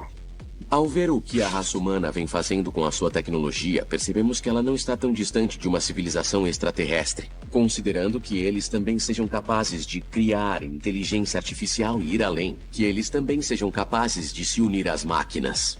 Mas a promessa da inteligência artificial preocupa muitos cientistas. A inteligência artificial, atrelada ao poder computacional, é uma combinação muito perigosa. Por isso deve ser controlada de alguma forma. Eu acho que isso, junto ao fato de haver alienígenas lá fora que são inteligentes, provavelmente os leva ao mesmo caminho. Eu acho que a inteligência artificial vai sim colidir no futuro. Algumas testemunhas de contato imediato dizem ter visto robôs junto aos OVNIs. Mas se há alienígenas fazendo um reconhecimento da Terra, isso indica que os robôs podem ser capazes de realizar parte da pesquisa e talvez até mais. Quando analisamos a exploração espacial humana, nós enviamos sondas a todos os lugares. Elas não são tripuladas, são pequenas e basicamente só assistem. Se a inteligência das máquinas evoluir, nós poderemos estar nos aproximando de um universo pós-biológico. Você verá muitas mentes brilhantes por aí que criarão essa inteligência artificial simplesmente nunca vista, com relação ao seu próprio modo de pensar e a essa inteligência digital.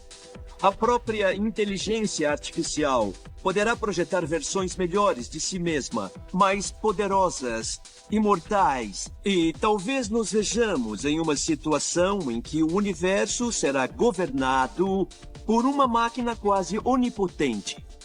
Centro de Lançamento de Satélites de Jiuquan, na Mongólia, 16 de junho de 2012. A Agência Espacial Chinesa lança sua primeira astronauta mulher à órbita. Mas a órbita da Terra já é um caminho batido. Então, a China anunciou ambições muito maiores para seu programa espacial, que pretende lançar uma missão tripulada para a Lua no ano de 2020. Alguns especialistas acreditam que a nação planeja estabelecer uma operação de mineração permanente no satélite natural da Terra. Mas muitos da comunidade ufológica temem que quando a China pousar, rapidamente irá encontrar outros que já tomaram as riquezas da Lua. Superficialmente, é uma ação política ousada para acompanhar a União Soviética na corrida espacial. Mas, de acordo com alguns, a portas fechadas, os Estados Unidos competiam em silêncio em uma segunda corrida com outro rival infinitamente mais poderoso que os soviéticos. Eles também acreditam que reatores de fusão abastecidos com hélio 3 um dia irão nos levar a jornadas nas estrelas. A questão é, os extraterrestres já aperfeiçoaram esta tecnologia interestelar? Se for o caso, isso faz da Lua um ótimo ponto para uma mina alienígena? Talvez a resposta esteja naquilo que muitos acreditam ser a mais sagrada e poderosa de todas as relíquias misteriosas da Terra. A Cruz de Jesus Cristo. Jerusalém. Igreja do Santo Sepulcro. Segundo alguns pesquisadores, esse local sagrado é o lugar onde Jesus crucificado foi enterrado e depois de 3 dias ressuscitou dos mortos. E foi aqui perto, em 326 d.C., que os restos de uma relíquia que se acredita ser a cruz de Jesus foram descobertos por uma imperatriz romana. A imperatriz Helena foi a mãe do imperador Constantino e se converteu logo ao cristianismo. Segundo a lenda, ela viajou até a Terra Santa e fundou diversas igrejas ali. E quando estava lá, ela foi até a colina do Calvário, onde se supõe que Jesus tenha sido executado. E lá ela viu um templo pagão, que estava em ruínas, e em meio aos destroços do templo, ela descobriu a cruz verdadeira, aquela em que Jesus foi crucificado. Ela achou 3 cruzes. Bom, Cristo foi crucificado com 2 ladrões, então as 3 cruzes deviam ser as verdadeiras. Mas para testá-las, ela levou uma mulher com uma doença terminal muito perto da morte para tocar as cruzes. Ela tocou as 2 primeiras cruzes e sua condição não mudou. Quando tocou a 3ª cruz, ela foi curada milagrosamente. E Helena declarou que essa era a cruz em que Jesus havia morrido. A cruz é sagrada para muitas pessoas. E as pessoas colecionam ou gostam de dizer que têm pedaços dessa cruz, porque isso as leva mais perto de quem elas amam, o seu Senhor e Salvador, seja como chamem. Literalmente, centenas de igrejas cristãs afirmam que têm pedaços da cruz verdadeira em que Jesus Cristo morreu. Acreditava-se que, como muitas relíquias, partes de corpos de santos ou a cruz verdadeira em que Jesus foi crucificado, tinha todo tipo de poderes milagrosos, inclusive poder de cura e poder de conceder a salvação. Então, se você tocasse ou possuísse uma relíquia da cruz, um pedaço da cruz, parte do poder que Cristo tinha, iria se transferir para você pelo poder do toque. É fascinante pensar que relíquias como a cruz verdadeira possam conter uma energia divina que vá curar pessoas e até, talvez, ressuscitá-las dos mortos. Seria possível que fossem algum tipo de artefatos extraterrestres com algum poder interno que não compreendemos? Será que os fragmentos da cruz de Jesus, como as outras pedras e relíquias antigas, realmente têm alguma energia estranha, extraterrestre? Será que as lendas sobre os misteriosos poderes de cura são realmente verdadeiras? É muito humano que as pessoas queiram possuir um pedaço de tecido, uma pedra, um fio de cabelo, queiram ter um objeto que significa algo para elas, um objeto que possa ajudá-las na vida. Será que essas relíquias nos ajudam a invocar um poder de outro mundo? Acho que precisamos estar abertos. Temos que estar abertos a essa possibilidade. Claramente, nossos ancestrais pensavam assim. As relíquias antigas foram muito importantes para muitas e diferentes culturas, como ainda são hoje para as religiões. E a razão disso é que se acreditava que elas eram pontos de acesso para ambientes de outros mundos, onde deuses, espíritos e os imortais habitavam. Por toda a história, vemos que algumas de nossas figuras mais poderosas, nossos líderes mais poderosos, fizeram buscas por relíquias. Eles procuraram o Santo Graal, a lança do destino, a chave da vida.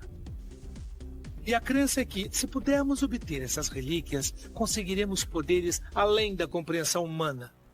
Poderes que originalmente vieram dos deuses e que nos tornarão mais como deuses, se pusermos as mãos nelas. A tradição das relíquias, esses dentes de uma divindade, o osso de um santo, todos esses aspectos realmente mostram que, de algum modo, essa divindade, esse santo, pode ligar os meros mortais ao reino do divino. Estamos diante de metáforas ou estamos lidando com indícios concretos de que tais criaturas são físicas e que de alguma forma vieram parar na Terra? Eu penso nisso e temos que aceitar que alguns casos são verdadeiros. A questão então é, como essas aberrações genéticas apareceram? Os extraterrestres mudaram nossa constituição genética, promovendo uma mutação específica dos nossos genes, essencialmente em laboratório. Então, eles pegaram alguns seres humanos, alteraram seu DNA e reinseriram essas pessoas no mundo para que, pela procriação, essas pessoas passassem adiante tais alterações genéticas inéditas para toda a população. Para um ser alienígena trabalhar com DNA é tão fácil. Criar um tipo novo não tem nada de difícil. Até mesmo hoje em dia temos a capacidade de criar novos tipos de animais. A pergunta então é, nós também fomos criados desse jeito? O Homo sapiens está na Terra há 300 mil anos e apenas em alguns milhares de anos, o tamanho do nosso cérebro simplesmente triplicou. Agora, isso não combina com a evolução normal. É preciso tempo, e um tempo muito longo. No entanto, hoje, os biólogos não conseguem descobrir como é que o volume do nosso cérebro triplicou num intervalo de tempo tão curto. Isso ainda é um mistério. A ciência tem sido incapaz de achar esse elo perdido. Talvez esse elo perdido não seja desse mundo. Talvez esteja em algum lugar fora daqui, um lugar extraterrestre. Há, na verdade, relatos em antigos escritos em sânscrito na Índia de que, nas suas tentativas originais de produzir os deuses ou os seres extraterrestres, cometeram erros e produziram tipos diferentes de monstros, gigantes e coisas desse tipo. Por que razão os chamados deuses fizeram tais criaturas híbridas e assim começaram a fazer cruzamentos? É bem possível que, se houve algum tipo de intervenção genética por uma raça extraterrestre na humanidade, eles tenham grande interesse em ver seu experimento progredir. Sempre me perguntam isso. Acreditar que extraterrestres, de uma forma ou de outra, se parecem conosco ou até pensam como nós? Eles não são, por coincidência, semelhantes a nós. Nós é que somos parecidos com eles, porque nós somos o produto. Os extraterrestres sabiam que milhares de anos no futuro, os humanos iam conhecer a geometria do planeta Terra. E não é coincidência, foi tudo de propósito. Os extraterrestres queriam que no futuro da humanidade a gente começasse a enxergar as coisas. Será que já fomos visitados por extraterrestres? Eu acho importante pensar dessa forma, pois os extraterrestres prometeram voltar e um dia eles vão voltar. Alemanha, 1996.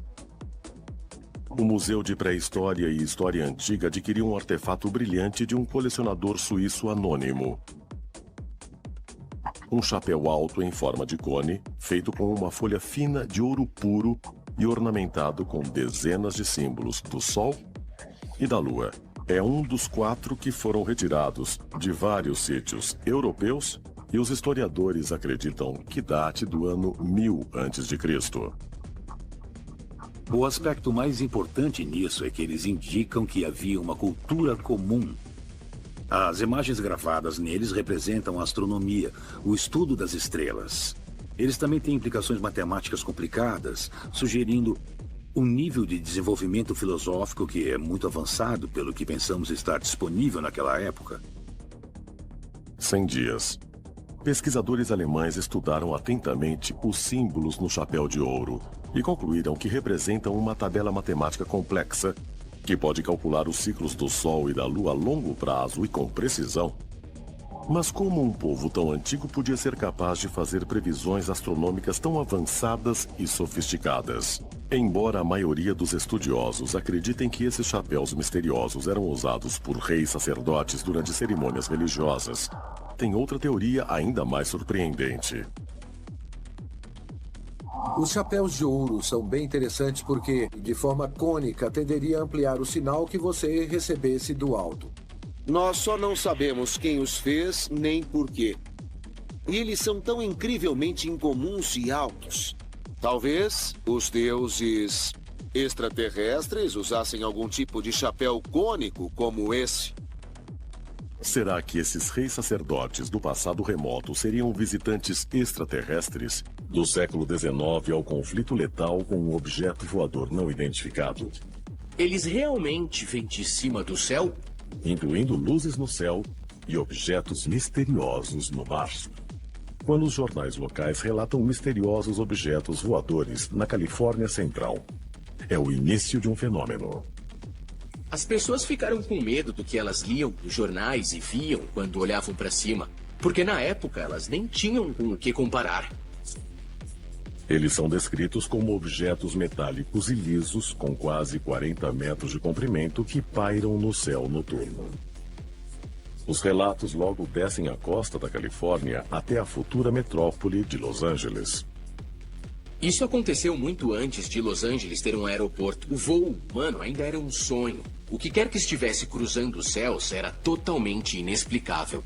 Foi o início de uma verdadeira invasão que envolvia não apenas aparições, como OVNIs perseguindo carros pelas estradas, aterrissagem de OVNIs, vários casos de abdução. Foi uma onda extraordinária de OVNIs de proporções totalmente inéditas.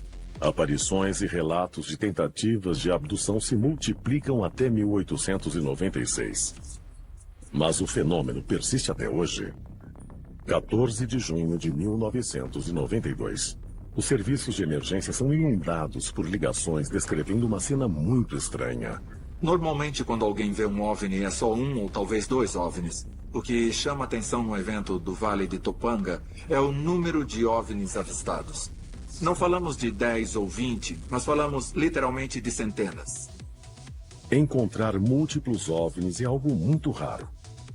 Mas o que diferencia este evento é o fato de ele ser corriqueiro em Los Angeles. Existem regiões do planeta que parecem atrair a atividade de OVNIs. Em períodos curtos, centenas, se não milhares de casos são relatados. Essas áreas são chamadas de hotspots. Existem hotspots no mundo inteiro. E Los Angeles, na Califórnia. Los Angeles é um dos principais hotspots. O Serviço Nacional de Registros de OVNIs, em Washington, e a Rede Mútua de OVNIs recebem relatos diários. E temos mais de 5.000 relatos só da Califórnia. Mas um detalhe diferencia Los Angeles de todos os outros hotspots. Um histórico de relatos em Los Angeles, Long Beach e na Ilha Catalina. Juntos, esses locais formam uma área rica em atividade, conhecida como o Triângulo do Diabo Ocidental. Ocorrem aparições de OVNIs em Los Angeles praticamente desde que a cidade de Los Angeles foi fundada. Como os OVNIs vêm e voltam do espaço sideral? A resposta é que não precisam, eles já estão em Los Angeles. Depois de 1.400 projéteis disparados contra o objeto, ele parecia intacto porque simplesmente saiu voando para além do alcance dos holofotes. Nós disparamos continuamente contra o objeto até que ele simplesmente voltou ao mar, na direção de onde tinha vindo. O que invadiu Los Angeles naquela noite e por que não conseguimos destruí-lo? Foi um avião militar japonês ou teria sido uma nave de outro planeta? Até hoje tem gente que diz, isso nunca aconteceu, foi só uma histeria coletiva. Errado. Volte a fevereiro de 1942 e leia as manchetes dos jornais. Foi um objeto real. Se foi assim, haverá mais evidências para propósitos avançados e até metafísicos. Nas profundezas de uma caverna nos penhascos do deserto, os arqueólogos descobriram um manuscrito misterioso de 2.000 anos, escrito em uma folha de cobre. Todos os manuscritos do Mar Morto encontrados estavam escritos em couro ou em papiro. O manuscrito de cobre é o único feito de cobre. É preciso ter em mente que o cobre era valioso e que gravar um manuscrito inteiro exigia muito tempo e muita técnica. Então tem que ser muito importante. Os estudiosos que examinaram a linguagem no manuscrito de cobre concordam que é diferente de tudo encontrado em outros textos da época. A escrita dele é um pouco diferente. Não está só em hebraico, nem mesmo em aramaico. E também tem letras gregas gravadas. Então isso é muito peculiar. O que torna o manuscrito de cobre tão fascinante é que ele menciona tesouros ocultos. O manuscrito de cobre lista 64 locais em Jerusalém e na área circundante em que estão os tesouros enterrados. Qual é a origem desse misterioso manuscrito de cobre e qual é seu propósito? Parece ser um artefato estranho e está escrito em metal.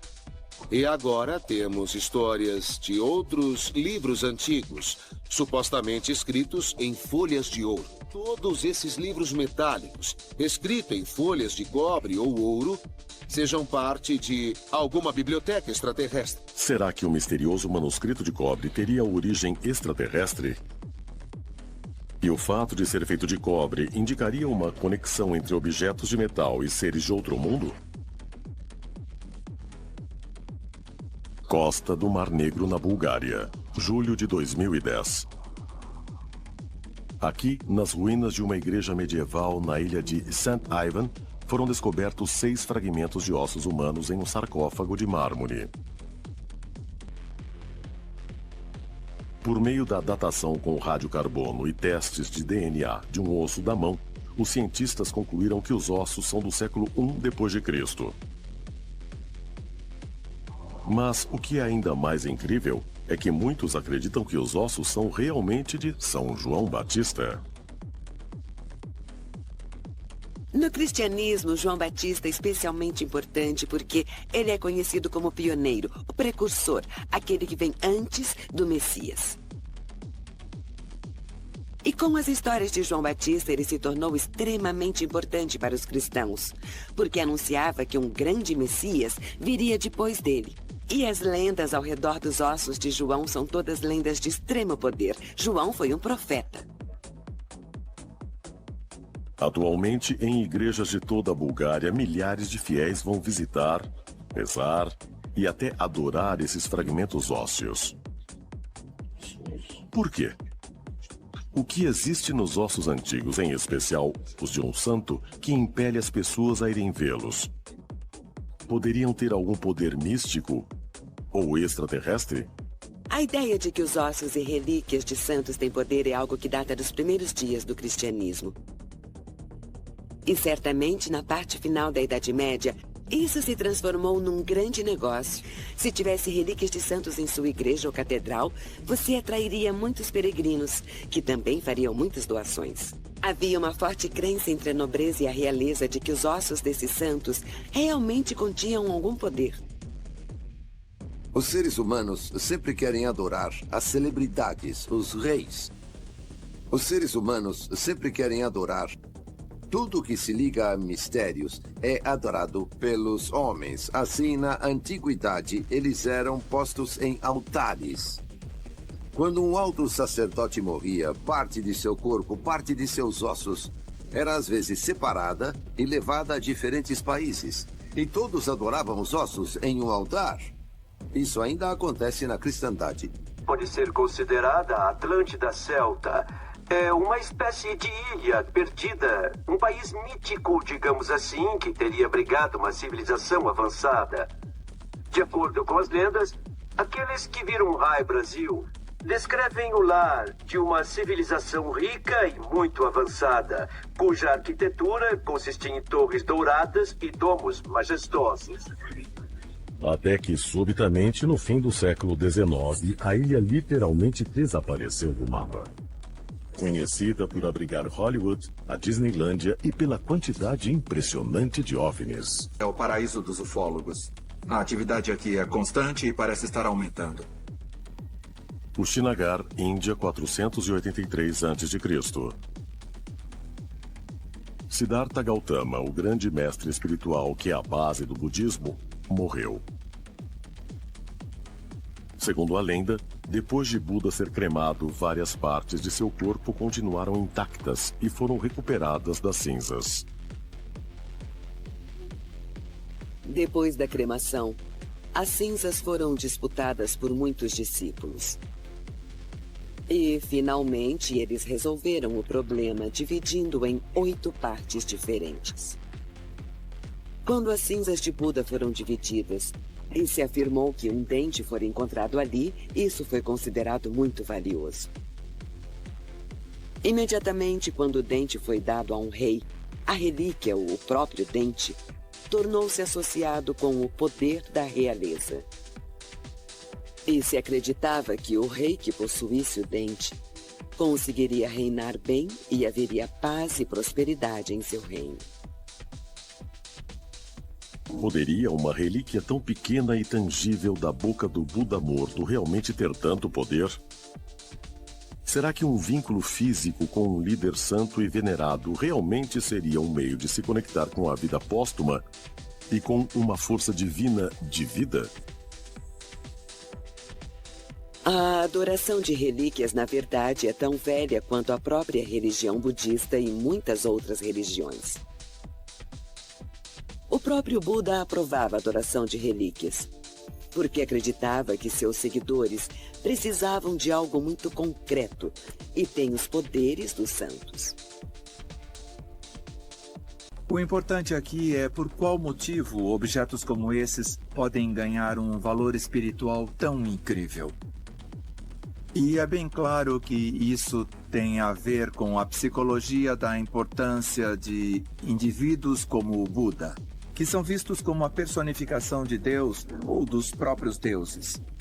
E assim, só ter isso ou ter alguma parte deles dão a você o mesmo poder dos próprios deuses.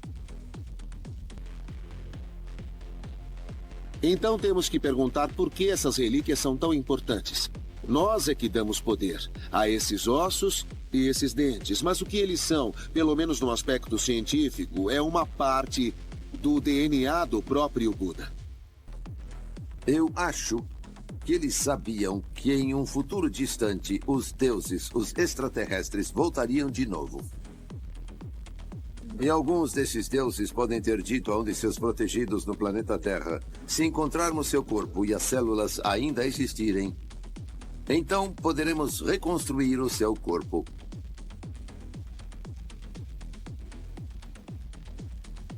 Clonar santos mortos por meio do DNA de suas relíquias?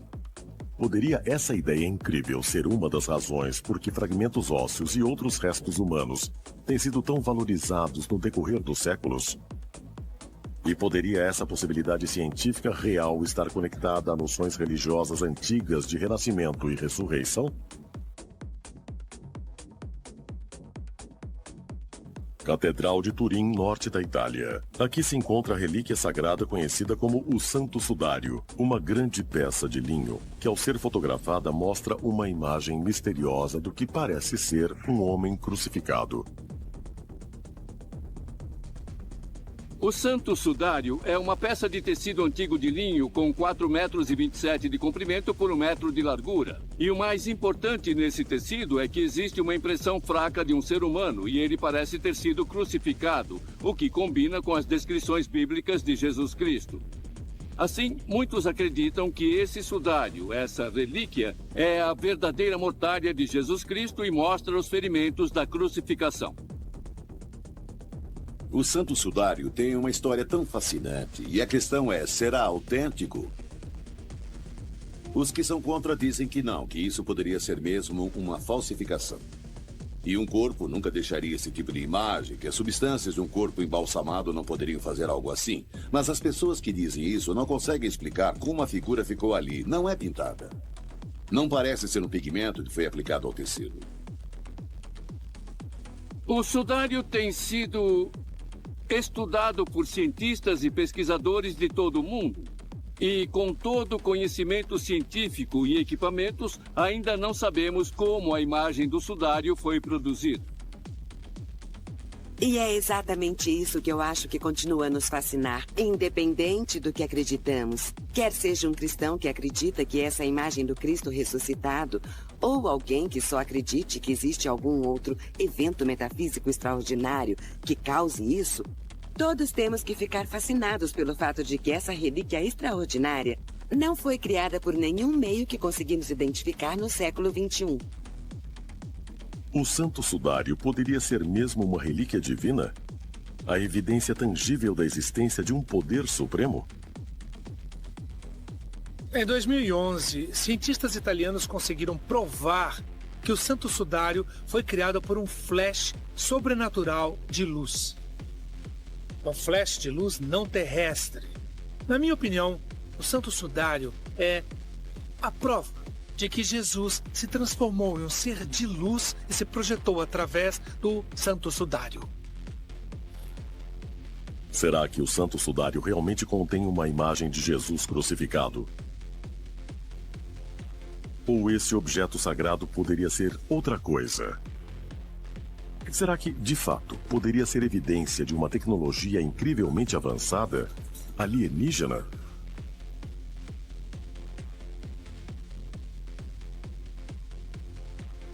Irlanda do Sul. Aqui, a aproximadamente 8 quilômetros a noroeste da pequena cidade de Cork, situa-se o Castelo de Blarney. Construído mais de 500 anos atrás, esta fortaleza de quase 30 metros de altura abriga a mundialmente famosa Pedra de Blarney, uma relíquia que mais de 300 mil pessoas vão beijar todos os anos. Não está num lugar conveniente. Fica na muralha do castelo, alto e do lado de fora. Então, para beijá-la, você tem que se inclinar ou se esgueirar e corre realmente algum perigo de cair de muito alto. Segundo a lenda, ela concede a quem a beijar o poder de falar de modo articulado e carismático e de agradar e adular em qualquer circunstância. Temos aqui uma pedra que foi beijada e reverenciada provavelmente por milhões de pessoas. Blarney tem o dom de dar eloquência, assim a ideia é de que de algum modo beijar a pedra dê a capacidade de falar melhor e de alguma maneira amplia nossas façanhas verbais. Formada por um único bloco de vitríolo azul, o mesmo material usado em Stonehenge, os poderes mágicos dessa relíquia são amplamente conhecidos. Mas será que uma pedra poderia mesmo ter tanto poder? E poderia realmente afetar o poder da fala de um indivíduo? A história é que no século XV, Cormac McCarthy tinha um caso no tribunal. E estava preocupado com isso e evocou a deusa Cleótina, a rainha dos benches, para ajudá-lo a achar as palavras certas e apresentar um bom caso. Ela fez isso. Ela disse: a caminho do tribunal, beije a primeira pedra que vir e se tornará eloquente. Achará as palavras. Ele obedeceu. Ele foi ao tribunal. Foi muito persuasivo e venceu o caso. Ao voltar para casa, ele pegou aquela pedra e a levou de volta. E mandou que seu empregado lhe desse a forma de uma pedra e a colocasse na muralha de seu castelo, onde se encontra até hoje. Quando se olha a mitologia irlandesa como um todo, começa a ficar bem óbvio que as pessoas como Cleodna não eram seres humanos terrestres comuns, mas eram, na verdade, seres humanos extraterrestres que vieram para a Terra e partilharam sua tecnologia. E o dom de dar mais eloquência que Blarney possui é algo que pode ter sido colocado na pedra por tecnologia extraterrestre, usando meios energéticos que ainda não conhecemos. Seja uma prova de algum poder antigo e alienígena, será a tecnologia que ajuda a provar que o homem antigo estava em contato direto com seres altamente desenvolvidos de outra parte da galáxia? Se for assim, a personagem conhecida no folclore irlandês como a deusa Cleodna pode ter sido de fato uma viajante celestial?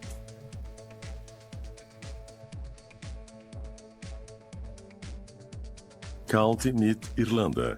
No alto deste monte, chamado de Colina de Tara, está a Lia Fall, ou Pedra do Destino, um dos 4 tesouros mágicos que foram levados para a Irlanda por divindades míticas chamadas de Tuatha de Danann. A Lia Fall é uma pedra que era considerada mágica. Todos os reis da Irlanda até o século V d.C. foram supostamente coroados ali. Ela parecia saber quem era o verdadeiro rei. Dizem que se o rei verdadeiro pusesse os pés sobre ela, ela rugiria deliciada. Ela também tinha o poder de dar força ao líder, de ajudá-lo a fortalecer seu governo. E em alguns casos de curar, se isso fosse necessário. Para os cientistas e arqueólogos, esta relíquia de pedra representa nada mais do que a pedra de coroação dos antigos reis da Irlanda. Mas, segundo a mitologia irlandesa, a Colina de Tara era também uma morada sagrada para os deuses. A Colina de Tara é um monte. E como muitos montes na Irlanda, como muitos desses montes femininos, ou Shi, é supostamente a entrada para o reino da deusa, ou dessas pessoas de outro mundo. A palavra Shi significa tanto as próprias pessoas, os alienígenas e os montes em que eles viviam. E a Colina de Tara era uma entrada para o outro mundo. A Colina de Tara é considerada o centro sagrado da Irlanda. Os reis reinaram daqui por muitos e muitos séculos na história antiga, e isso era considerado um portal sagrado para outra dimensão, para outro mundo. Assim, havia mais do que a autoridade da realeza, havia a autoridade do sobrenatural. Na mitologia irlandesa, os Tuatha de Danann eram deuses que tinham poderes mágicos. Eles eram deuses que tinham poderes mágicos. Vinham das terras a oeste, essas terras míticas dos deuses. Diziam que eles vinham em nuvens negras, que aterrissavam nas montanhas da Irlanda. E quando chegavam, havia 3 noites e 3 dias de escuridão. Então temos que nos perguntar que tipo de poder eles tinham e se eram algum tipo de visitantes celestiais chegando em OVNIs. Talvez os extraterrestres encontrassem um modo de ajudar a sociedade a fazer progresso, inclusive a escolha de um líder virtuoso. É inteiramente possível que essa pedra não seja só uma coisa que venha da mitologia, que a Lia Fall fosse um dispositivo, que esses líderes fossem avaliados pela pedra que talvez até visse o destino e o futuro deles. Será que Lia Fall, uma pedra imbuída de poder como a Pedra de Blarney, poderia mesmo ser uma evidência de conhecimento muito avançado, trazido à humanidade pelos chamados deuses? Será que esses objetos sagrados são prova de conexões dos povos antigos com extraterrestres? Talvez as respostas sejam encontradas com um exame de relíquias estranhas e incomuns caídas dos céus. Vale dos Reis, Egito, novembro de 1922. O arqueólogo Howard Carter descobre o túmulo do rei Tutankhamon contendo um tesouro em artefatos.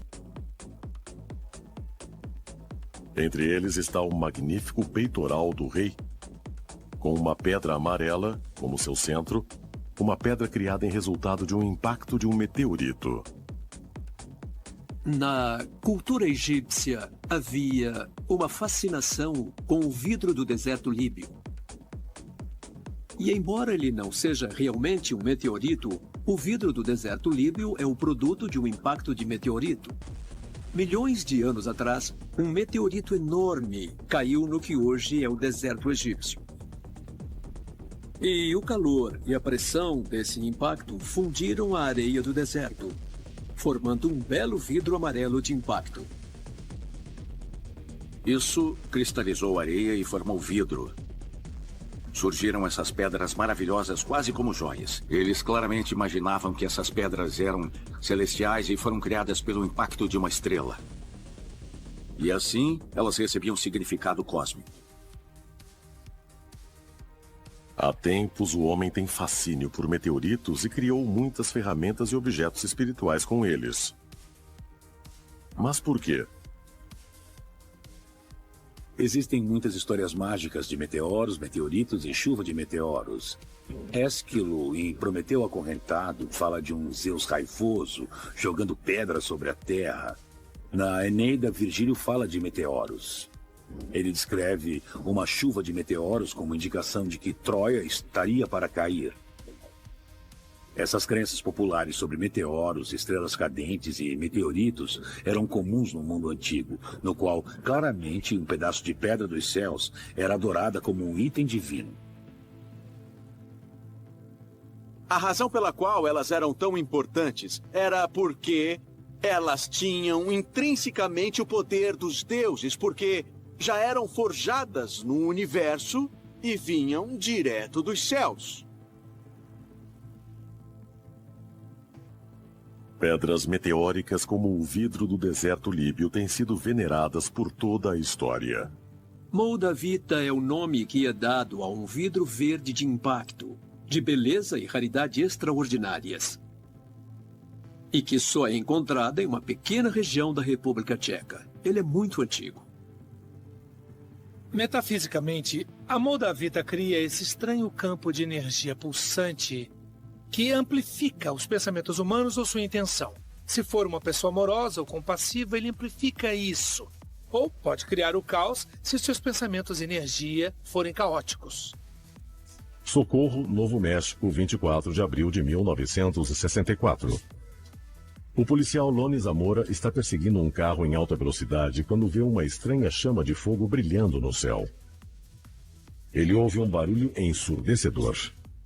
Com medo de uma explosão, Zamora abandona a perseguição e vai em direção ao deserto para investigar. Lá ele tem um extraordinário contato imediato num dos mais bem documentados avistamentos de OVNI da história. Zamora avista um grande objeto metálico que à primeira vista parece ser um carro capotado. Mas após examinar melhor, Zamora disse que parecia alumínio e tinha o formato da letra O. Ao lado do objeto estão dois pequenos seres que inicialmente ele acredita serem adultos de baixa estatura ou talvez crianças. Zamora sai do carro para falar com a misteriosa dupla. De repente, ele é surpreendido pelo mesmo barulho ensurdecedor de minutos antes. Uma chama explode debaixo do objeto que começa a voar. Ele passa sobre a cabeça de Loni e desaparece no céu. Graças ao seu treinamento policial, Loni Zamora dá ao FBI uma das mais detalhadas descrições de OVNI da história. Os agentes ficam impressionados com a sinceridade dele, embora não consigam explicar as suas observações. Uma coisa é ver algo que não tem explicação, mas algumas testemunhas têm encontros que muitas pessoas têm dificuldade em compreender. Um contato imediato do 4º grau é quando extraterrestres de fato vêm à Terra e levam a testemunha. Então ela vira uma vítima. O caso Cash Landron. Dayton, Texas, 29 de dezembro de 1980. Betty Cush, Rick Landron e Colby, o neto de Landron, estão dirigindo à noite quando de repente um objeto brilhante em forma de diamante aparece sobre o carro. As duas mulheres param e saem para ver melhor, mas se deparam com uma parede de calor intenso emanando do objeto. De repente, um grupo de 24 helicópteros sem identificação aparece no céu.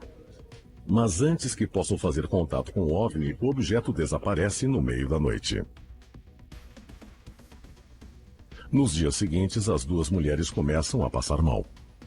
Elas mostram sintomas que parecem ser de queimaduras graves e começam a sofrer perda de cabelo. 2 semanas após o incidente, Betty Cash é levada ao hospital. É diagnosticada com câncer de pele. Ela sobrevive à doença, mas essa terrível experiência a assombra pelo resto de sua vida. Os médicos suspeitam que as 3 pessoas que estavam no carro foram expostas a uma forma estranha de radiação ionizante. Casa Branca, 11 de fevereiro de 2013. O presidente Barack Obama concede uma medalha de honra ao sargento do exército Clinton Romesha por seus atos de coragem na Batalha de Kandesh, no Afeganistão. Essa tradição de honrar a bravura de soldados, condecorando-os com medalhas, data pelo menos do século II a.C., quando os antigos militares romanos usavam discos de metal esculpido para recompensar atos acima do dever. Mas por quê? O que há nas propriedades do metal que o torna preferido para objetos de adorno e de condecoração? A tradição de adornar pessoas com metal realmente data de milhares de anos. No caso da Bíblia, temos histórias de como os sacerdotes tinham de usar alguns metais antes de poderem entrar no Santo dos Santos e fazer contato com o divino. Hoje, somos confrontados com o simbolismo. Nossos heróis recebem alfinetes e medalhas, porque de algum modo nós os destacamos como pessoas, que foram além da raça humana. Mas no passado, isso devia ser visto literalmente. Alguns metais realmente ampliam a capacidade humana para se conectar com o divino ou, como diriam alguns, com forças extraterrestres? Será por essa razão que joias de ouro, platina e prata, além de outros adornos e relíquias de metal, são tão valorizados na história humana? Certamente a crença é que valorizamos as relíquias porque a relíquia tem um vínculo ou com uma divindade ou com algo mágico. Muitas coisas podem ser relíquias, pedaços de madeira, partes de estátuas. Literalmente qualquer coisa pode ser uma relíquia se for investido com poder divino. Significa que você tem um pedaço do Deus e assim tem uma parte do poder do Deus com você. Parece que os seres humanos sempre quiseram possuir itens que eles pensavam pertencerem aos deuses, ou representarem os deuses, ou estarem de algum modo associados aos deuses. Ossos sagrados, chapéus de ouro e fragmentos de objetos sagrados com propriedades de cura. Será que essas relíquias antigas e misteriosas podem provar que os extraterrestres não só visitaram a Terra no passado distante, mas permanecem estranhamente conectados a nós através do espaço e do tempo? Talvez a verdade das origens da humanidade esteja bem diante de nossos olhos há muitos milhares de anos. Em tecido, metal e pedra. E no DNA dos santos e mártires que algum dia, graças à ciência moderna, poderão até ressuscitar. Talvez mais evidências possam ser encontradas nas lendas de outra pedra sagrada que caiu dos céus a mais de 6.400 quilômetros de distância.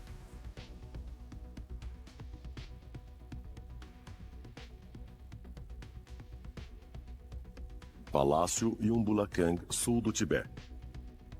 Aqui, segundo a lenda, o 28º rei, La Totori Nyansen, recebeu uma joia mágica chamada Sintamani.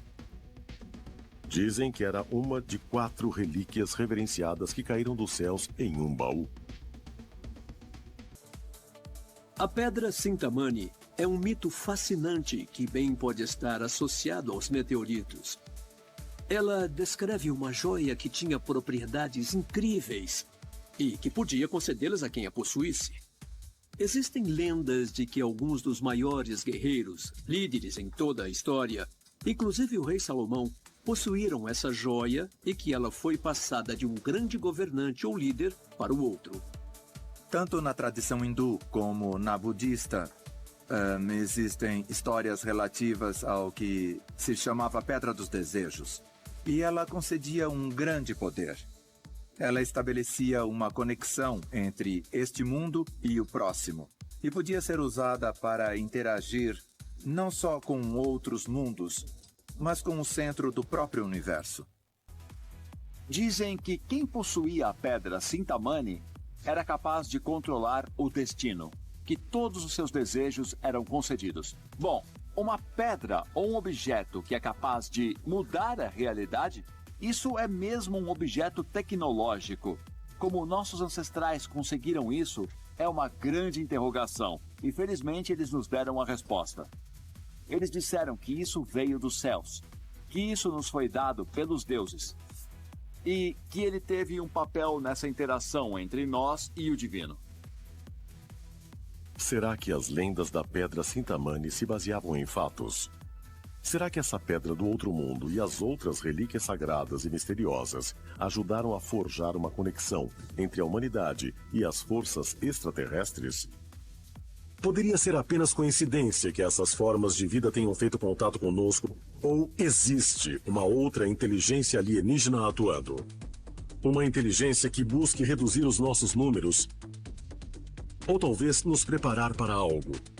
Se assim for, o quê? E quando? Milhões de pessoas em todo o mundo acreditam que fomos visitados por seres extraterrestres no passado. E se for verdade? Será que os alienígenas do passado ajudaram a moldar nossa história? Será que deixaram pistas, algumas ocultas e outras bem visíveis?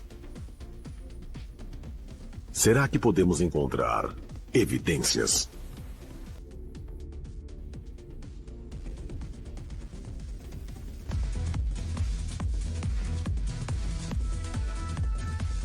E chegamos ao fim de mais um Alienígenas, desvendando os maiores segredos do planeta Terra.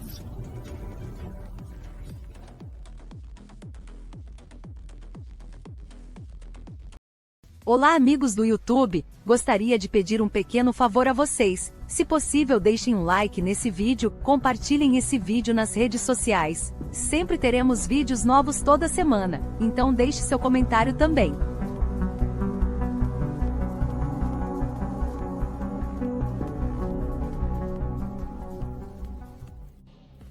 Olá a todos! Se vocês gostam do meu conteúdo, não se esqueçam de conferir minha playlist e podcast com meus vídeos longos. Assistam e obrigado pelo apoio! Então deixe seu comentário também.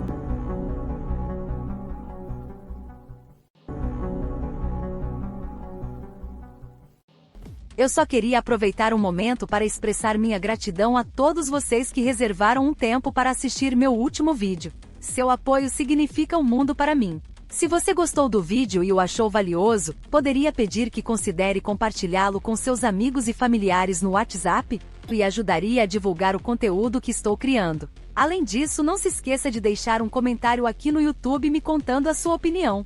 Seu feedback é extremamente valioso e me ajuda a melhorar o conteúdo futuro.